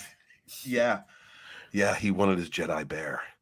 Because old Ben is going to help him learn all sorts of things, and that's I make a joke, but part of me is like, this is 100% going to be a book within the next 3 years. They're going to do this story. Slender, I didn't see that you came back, dude. Are you still there? Oh yeah, but you guys are going real deep on the Star Wars lore, so I was just letting it ride. Oh no, I appreciate that, man. Please, but chime in. I mean, let us know. Like, I am not an elitist at all. If you just love one film, you're a fan. You know what I mean? So, like, how do you feel, about what we've been discussing? I feel like I don't remember where it happened, what book it was in, or anything else, but I've hated everything they've done with Luke Skywalker since they got their filthy fucking mitts on him. Mm-hmm. There was a point in one of the stories where he utilized his force power to both pilot the Millennium Falcon and operate the guns all at once, which is something you're not supposed to be able to do. But he was that fucking awesome that he did it. Mm-hmm. And then what do we get instead? A broken shell of a man who lives on some island on some planet in the middle of nowhere and drinks green milk because he hates himself. Mm-hmm. Thanks, Disney. Yeah, complete destruction. And one of the more interesting things that I think came out of the EU towards the end. All right, so spoilers for the stuff that's not canon anymore. Mara Jade gets murdered by Jason Solo. Mm-hmm. on his path to the dark side, and Luke finds out about this, and he's obviously very upset. The mother of his child, his wife, his beloved, co-runner of the Jedi Order, was murdered by his nephew, and it gets and because of that, Luke knows, and this was really cool. Luke knows that he could easily beat Jason in a fight. He's that strong. He's that strong with the Force. But he knows also that he would not be able to do it without hatred coming into it, because of how strongly he loved his wife. And so he chooses to not be the one, and he puts the burden on Jaina. He's like, because look, if there's any good in him to bring back, you're going to only fight him from a place of love and trying to find redemption and only killing him if you have to. If I fight him, I'm going to kill him because I want to, and I can't do that. And it was a really big kind of important conversation he had. And it was so much better done than the shit they did in the sequels, where he was hovering over his like 10-year-old nephew's bed, ready to kill him in his sleep. Like, because he had a vision that this guy was maybe a little too strong. It was those two like situations just completely encapsulated the difference between how good the EU was versus how terrible the choices Disney made were. With Ruin Johnson being the specific writer of that whole scenario. And it's like, you don't understand the nuance that Star Wars fans want. It's not that we have trouble with Luke wrestling with whether he should fight or not. Like, that was something that came up in the expanded universe and people were fine with it. In fact, people liked the way that storyline developed. So it's not something where, oh, we only want to see Luke be like the craziest badass Jedi in the universe, but he was. And they had to give him a specific character motivation that was very believable, and was also very believable for the head of the Jedi Order to not follow through taking out his son, who was a threat to the universe. I mean, not son, nephew, because he knew that there's no way he could do it without giving in to hate, which goes all the way back to when Palpatine was trying to turn him in Return of the Jedi. He's like, all you got to do, fight your dad. I know you want to save your friends, but if you do it, you're going to do it out of hatred. And that little bit of hatred is going to be all I need to turn you, and you'll be mine. So Luke knew that, and he wouldn't do it. It was great. And now he's gay. And that's what's going to matter, because he's going to be like, they're going to have pride nights at the new Jedi Order, and they're going to have, probably drag events for all ages. Horny Alf asks, actually probably asking you, little chat, are authors really pushing out books like they used to in the old days of the EU? Well, they started pushing out that whole, what was the name of it? The Jedi, that series of books that was really terrible, like the High Jedi, the High Republic. The High Republic. Yeah. So the only reason they had a plan to keep pumping those books out, and I think they still are to a certain extent, but that's slowed down because they're just not selling as much. Let's see how many, according to the Reader's Guide here, how many books there are. Books and comics. Jeez, there's a ridiculous, and they still managed to get a big, ridiculous amount. Just in the last year, they put out, like, it looks like between the comic books and the High Republic books, like a good 7 or 8 stories. Just the difference is, honestly, it's not that they've lowered the quantity they're doing through that High Republic. It's just that no one gives a shit. So they're putting these out and no one's buying them. Yeah, thank you very much for that, Horny Alf. Hope that answered your question, brother. Kitty Bear, what's up, Kitty Bear? Good to see you. Blame Rowan Johnson and Disney for okaying him. And the Stoned Out of Their Mind Republic is a better title for them. Yeah. And no doubt, they're riding dinosaurs over there in Star Wars now. I haven't tried to read any of the Disney content. The Force Awakens, I was not happy with The Force Awakens. My son, that was the Star Wars movie I got to take him to. He was very, very young. He was too young when the prequels came out, and like I said, that was my attachment. Like, I wanted to share. He didn't take the Star Trek, so and there really wasn't anything coming out at the time for me to pass on to him at that point. But he didn't take the Star Trek. Star Wars he took to, and so I remember watching The Force Awakens, just trying to condition myself into loving it. We watched at least once a month leading up to The Last Jedi. When The Last Jedi happened, I'm just sitting in the theater next to him, and my son and I have been sitting outside listening to The Saga Begins from Weird Al, Yoda. We're Seagulls. I can't think of the name of the website that song, the one that does the bad lip reading. Like, we were just having fun. Went and saw The Last Jedi, and it killed me because you know, I was a Vader fan, but I'm also a Luke fan. You know, I kind of like I lean toward the bad guys, but my son liked Kylo Ren. You know, so this was my chance to see Luke Skywalker on screen, because like Chad, I'm expecting the Luke that got to the point where he embraced the dark side after Mara got taken out. This dude's about to use the Force to blow a planet up. You know, like that's not, I want to see full on Luke Skywalker, you know, Jedi Master, head of the temple, everything that he has learned. You know, Luke had always been, you know, someone who he was good, but there was like a balance in there. You know, he could use dark powers. And that's what I wanted to see. I wanted to share that with him. I wanted to say, yo, this is our Luke. This is my Luke. And that's not what we got. We got a defeated old homeless guy, you know, giving up, abandoned and living on a freaking island. I'm like, you know, no Mara, no nothing good, anything at all good. Last Jedi broke me. Last Jedi broke me just like the Star Trek Discovery when that came out, when I've been waiting for Trek for a long time, and I got Klingons with 2 dicks broke me. It was like the cry of a fandom. You know, that's why I'm Fandom Menace. That's why I was around when everything started up, before we even had a name. You know, I was a part of all that. And that is why, because everything that we had loved, that I'd grown up with, the thing that I wanted to pass on with my kids, I wanted a joy of experiencing with my son, as my dad and I, who had a sordid past, but still Star Trek was our thing. That's where we came together. We were father and son. We were having a good time.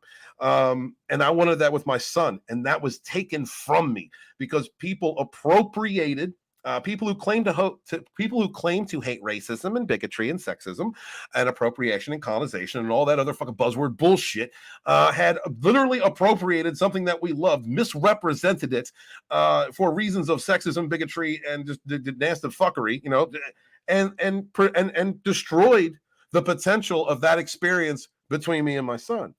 Turn it into a divisive experience. You know, my son's always supported me. He's very proud of me when I came out with TFMV1. But at the same time, he's like, you know, there's so much negativity. It repelled him and pushed him away from enjoying certain things with me because of the backlash against what they did with Star Wars, with Star Trek. It's the reasons for these people at this writer's room, Kathleen Kennedy and all the fucking woke morons that she hired. The whole point of these fucking narcissist, megalomaniac pieces of garbage getting together and destroying this myth was simply to take joy, love, unity, compassion, people coming together around the water cooler, take all of these things away from the traditional geeks and nerds, the fandom itself, the fandoms themselves, who came together and could discuss these things. When heated discussions were, what's your favorite character? And then that discussion could become, well, I'm not talking about just the movies. You know, I read the books or the comics or what, you know, the game, whatever it is.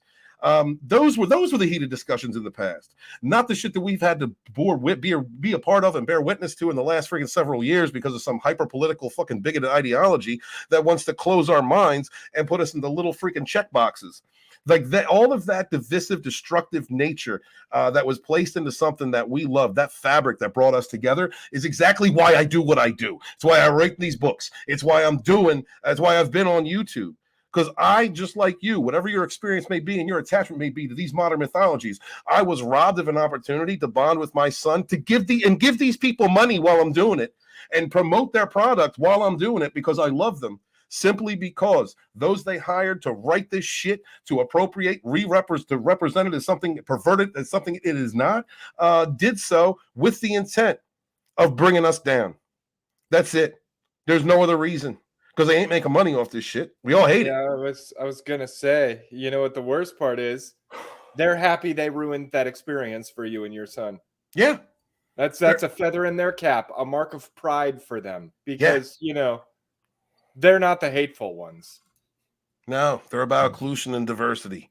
Yeah, well, they excluded potential, how many millions of potential fans, potential dollars, because of that exclusion. I get a little heated on that topic, guys. I apologize. It's why I don't talk about Star Wars all that much. It's hard for me to talk about Star Trek too.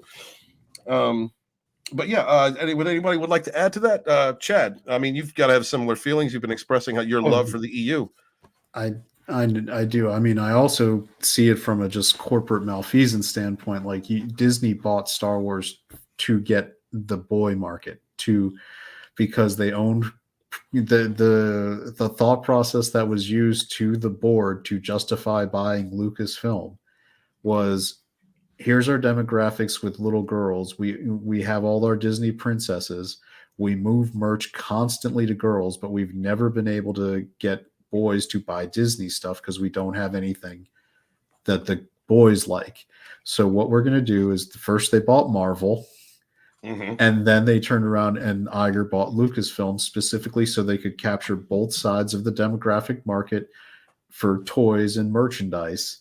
So they could move merch for boys and move merch for girls and capture both, and have that's why they wanted to build Galaxy's Edge, to have a theme park section that boys would be super excited to go to, because they started seeing that Universal was starting to eat their lunch with Harry Potter and the roller coasters they had. So you do that, specifically get your board of directors to authorize a $4 billion sale just to capture that market. And immediately when you do your first projects, you've got Forces Female running out there going, with Kathleen Kennedy with her t-shirt talking about how we're going to completely change. We're going to make Star Wars inclusive for girls. And it's like, what the F? Like the reason you bought this GD thing was to capture boys and sell merchandise to boys, and you immediately sabotage that. Oh, it's so terrible. Absolutely. And it's just that, like, they spent $4 billion, and then on top of that, all the budgets for each movie and marketing for each movie. And when you're looking at things from a finance standpoint, the justification for it being a good purchase is to say, if I took that $4 billion and had just put it in the S&P 500 like index and just let it sit there, how much would I've made in profit over the course of the term I've owned this asset? And I've done the math and I've looked at this, and they are still like way, way below getting a profit. They have not turned a profit on Star Wars at all. The merch has not moved enough. The movies have not made enough to justify the cost that they paid into it. I mean, and then if you add on the $1 billion they spent for Galaxy's Edge at each park, so that's $2 billion between the parks in Anaheim and the park in Florida, and the friggin' hotel now that they can't even get people to go to, that they're now discounting 50-60% for the possibility of letting people maybe book a room at that stupid cosplay hotel. It's a bad investment, and it didn't have to be. Star Wars would have made them that money. Like when A Force Awakens came out and there was a lot of positive fandom movement towards it. I know you maybe didn't like it immediately. I actually didn't think it was terrible. I thought there were some bad things in it, but I thought it was a decent start because I was hoping they had a plan for where they were going. They had Snoke as a possible new villain. I thought they were going to do something with Finn, who was a good character idea, which was a stormtrooper that bails on the Empire, basically, rejects everything he's been taught. And in the first movie, they had a lot of, tweaks where that could have gone somewhere. And then in the second movie is where they just shit everything. Like that movie was the ability to make it better or to make it worse. And they went completely worse. If they had gotten a competent writer who wanted to really do things right, there was enough seeds laid that were okay in The Force Awakens to have taken it and made it something good. Yes, absolutely. Finn, totally missed opportunity. Could have been one of the greatest characters ever built. And real quick, I want to introduce Horny Alf from the Legion of Memers. What's up, Alf? How you doing, man? Hey, gents. What's going on? Yeah, Horny Alf. You can find me on Twitter dropping memes. You can find me on Vets Talking. I was actually watching there earlier. And then you can find me on Legion of Memers stream on Saturdays. But yeah, I'm here. Talk about Star Wars. Yeah, brother. All the gayness.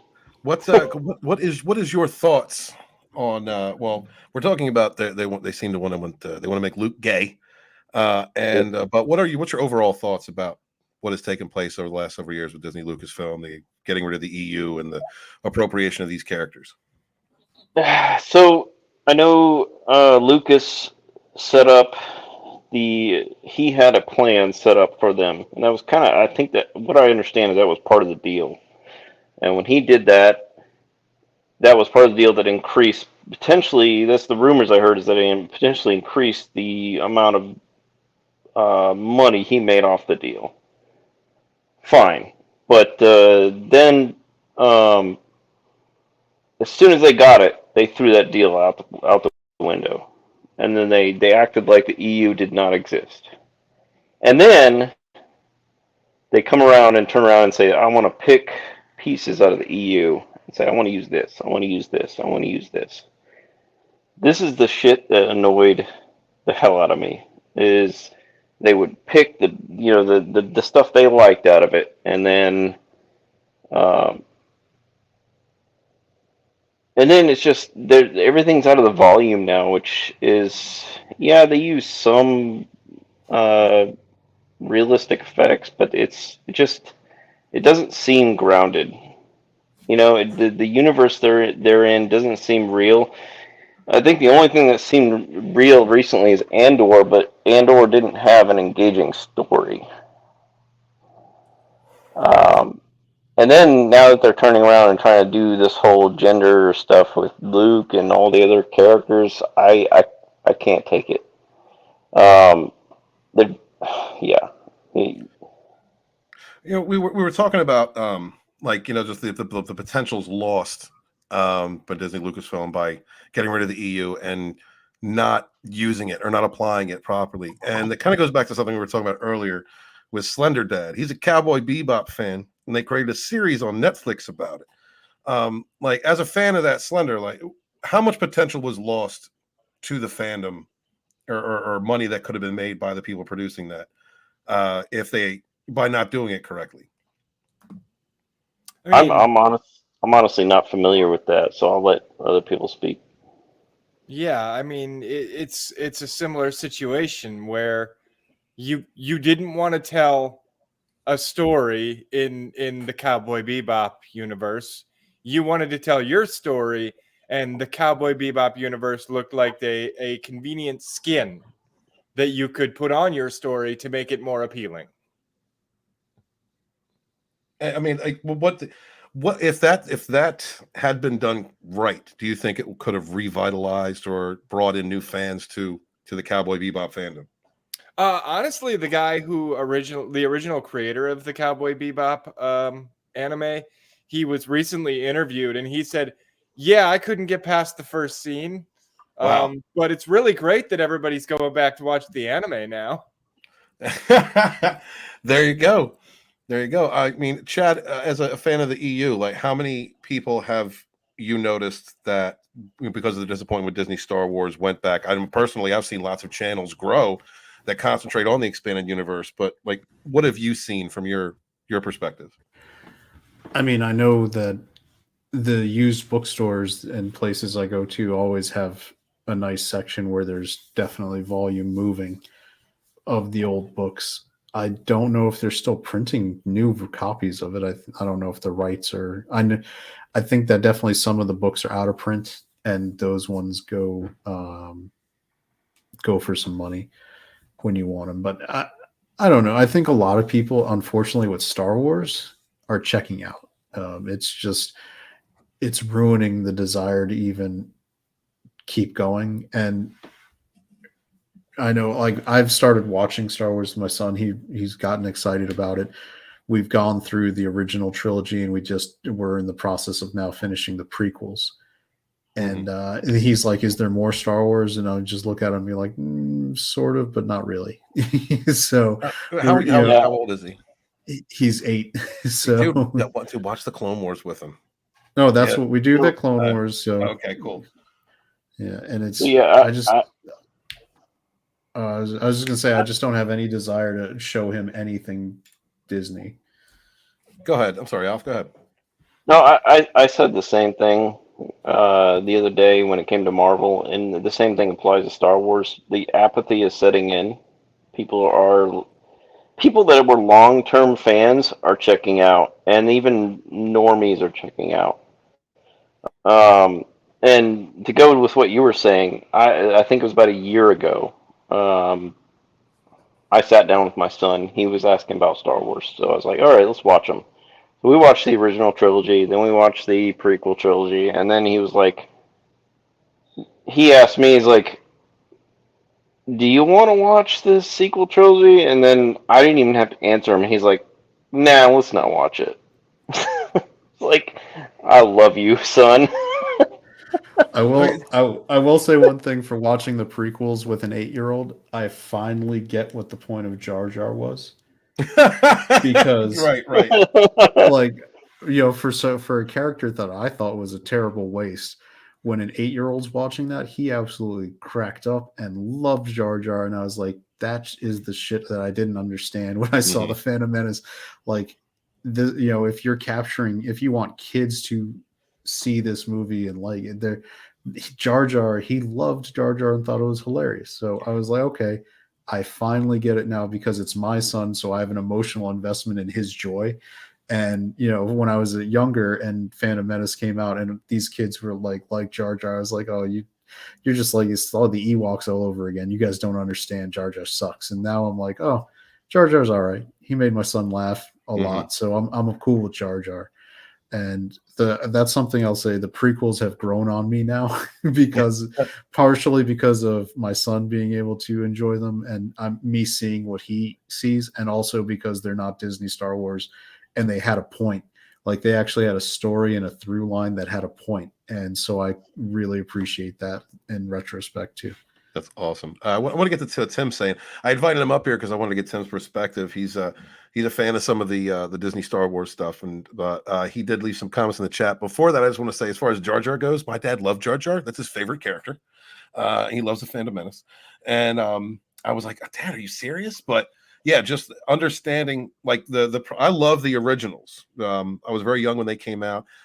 When Return of the Jedi was re-released out in theaters in '86. Or not 86, it was 83. It was sometime after 86. Like, my grandma took me to go see it. Great experience. The prequels, that's like when I was just a young adult. So I'm totally a prequel fan. I love the prequels, always have. But you're right. Like, those things grow on you with time. And it really does give me a deeper appreciation for it. Like, as far as I'm concerned, it stops at Jedi.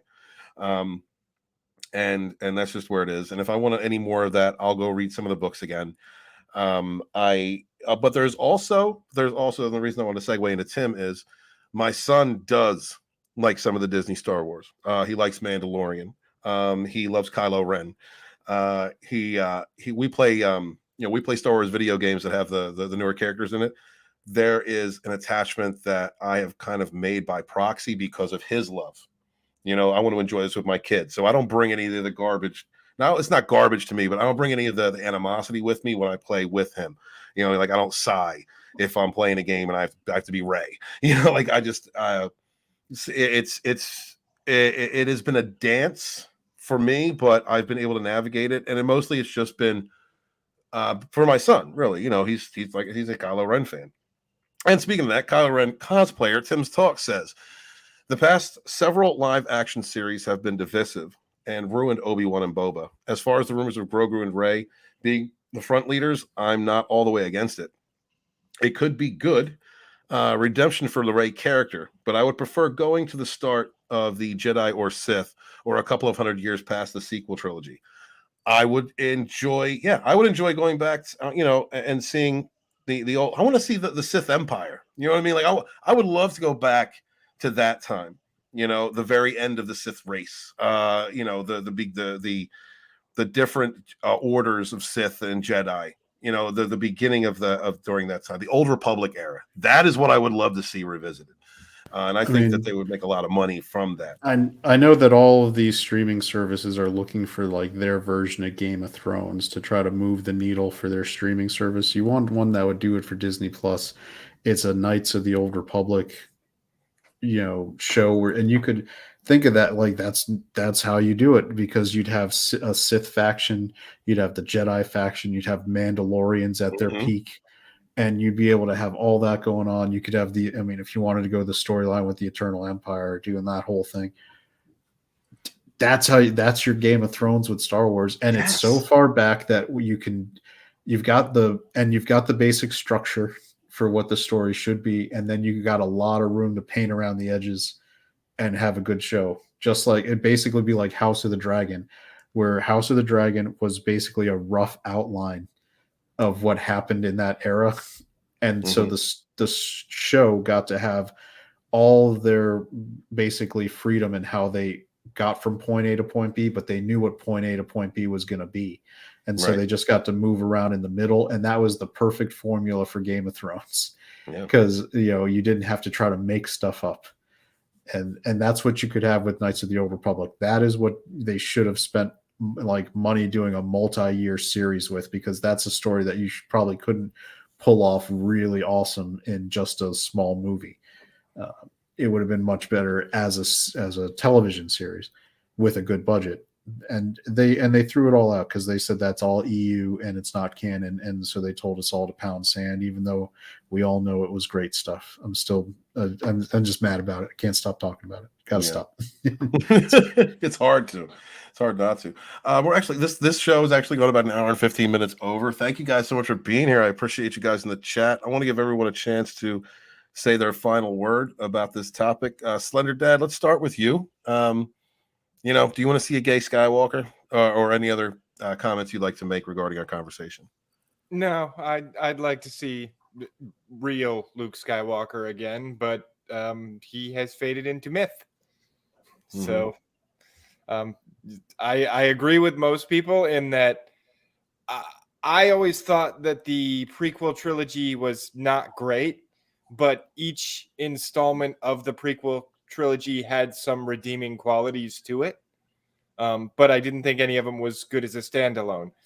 Nowadays, they look like masterpieces. So I guess thanks, Disney, for making me appreciate the prequel more. Not the first time I've heard that. So I appreciate you, Slender Dad. Anything else you'd like to add? That's it for me. All right, brother. Thank you very much. Lil Chad?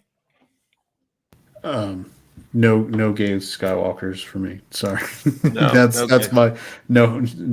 Was it no homo on Star Wars? So. What about you, Alf? Any closing comments?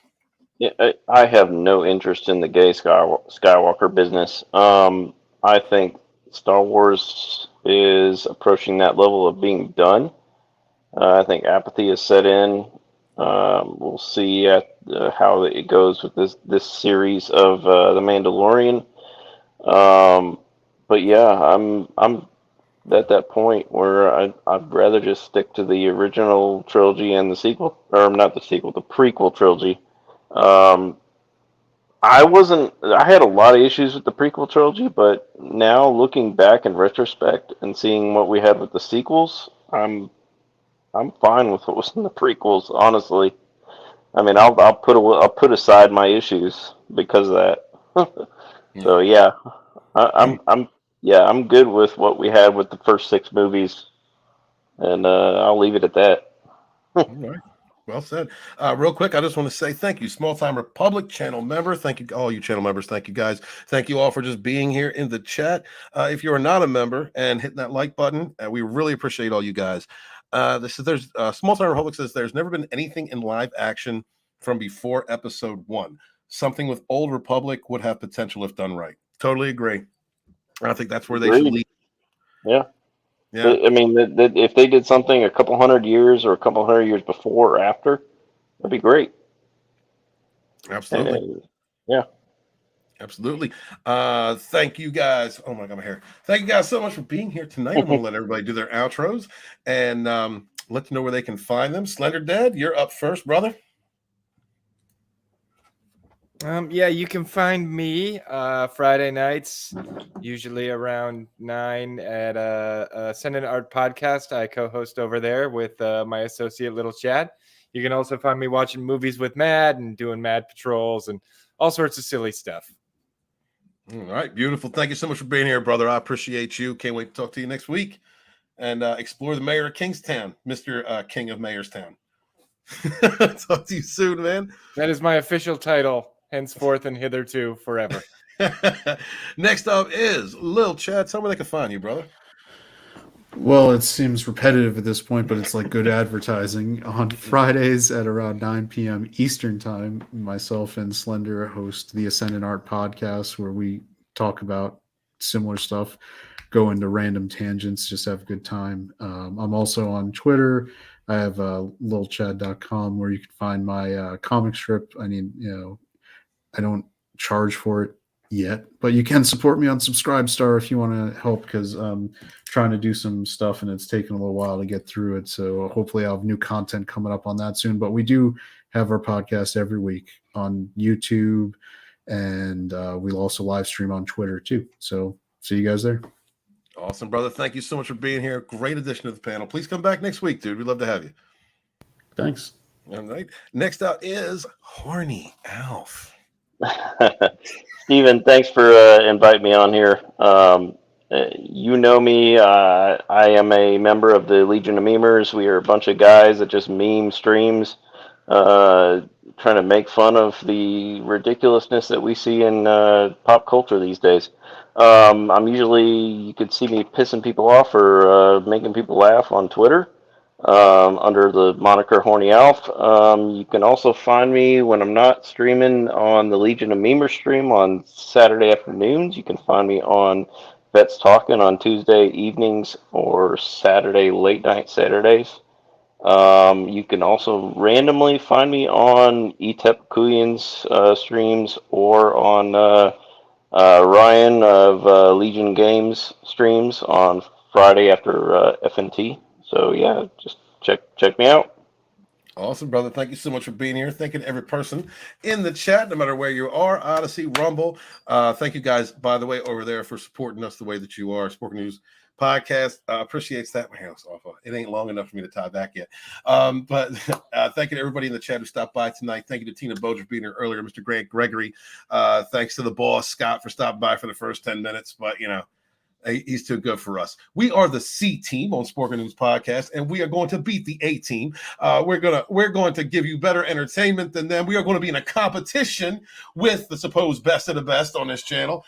So be prepared to have some fun with us as we take you on this journey. I greatly appreciate each and every one of you. Thank you for supporting this channel. Thank you for supporting Scott, one of the best, probably the best guy that I've ever known, the best person that I've met on this road on YouTube. I appreciate him for letting me host this show. And it's good to see each and every one of you every week. Please stop by next week when we cover the Mayor of Kingstown episodes 7 and 8. I'm having a great fun with this series. If you have not seen that show, please check it out. We are going to be reviewing this show and moving forward, reviewing shows that are good, that provide good entertainment, good writing, not woke, because we don't get it. There's not enough shine on series and entertainment that's really doing its job today, giving us good escapism. And we need to highlight that. I appreciate each and every one of you. Please remember to support your independent creators up there, your favorite 2 or 3 YouTubers. Share out links for their channels. And also, your favorite content creator. Doesn't matter what platform they're on. They're selling a comic book. They're selling a book. Whatever it is, a podcast, whatever they do. Please make sure to support your independent creators, because we don't have an industry to support us. We only have each other, and we rise together. I am author Stephen Walton, the Fandom Menace historian. Your historian, born in the chats of world-class bullshitters with my brothers and sisters fighting for our modern mythologies. Wash your hands, wash your ass, be good to each other, yet suffer no fools. Peace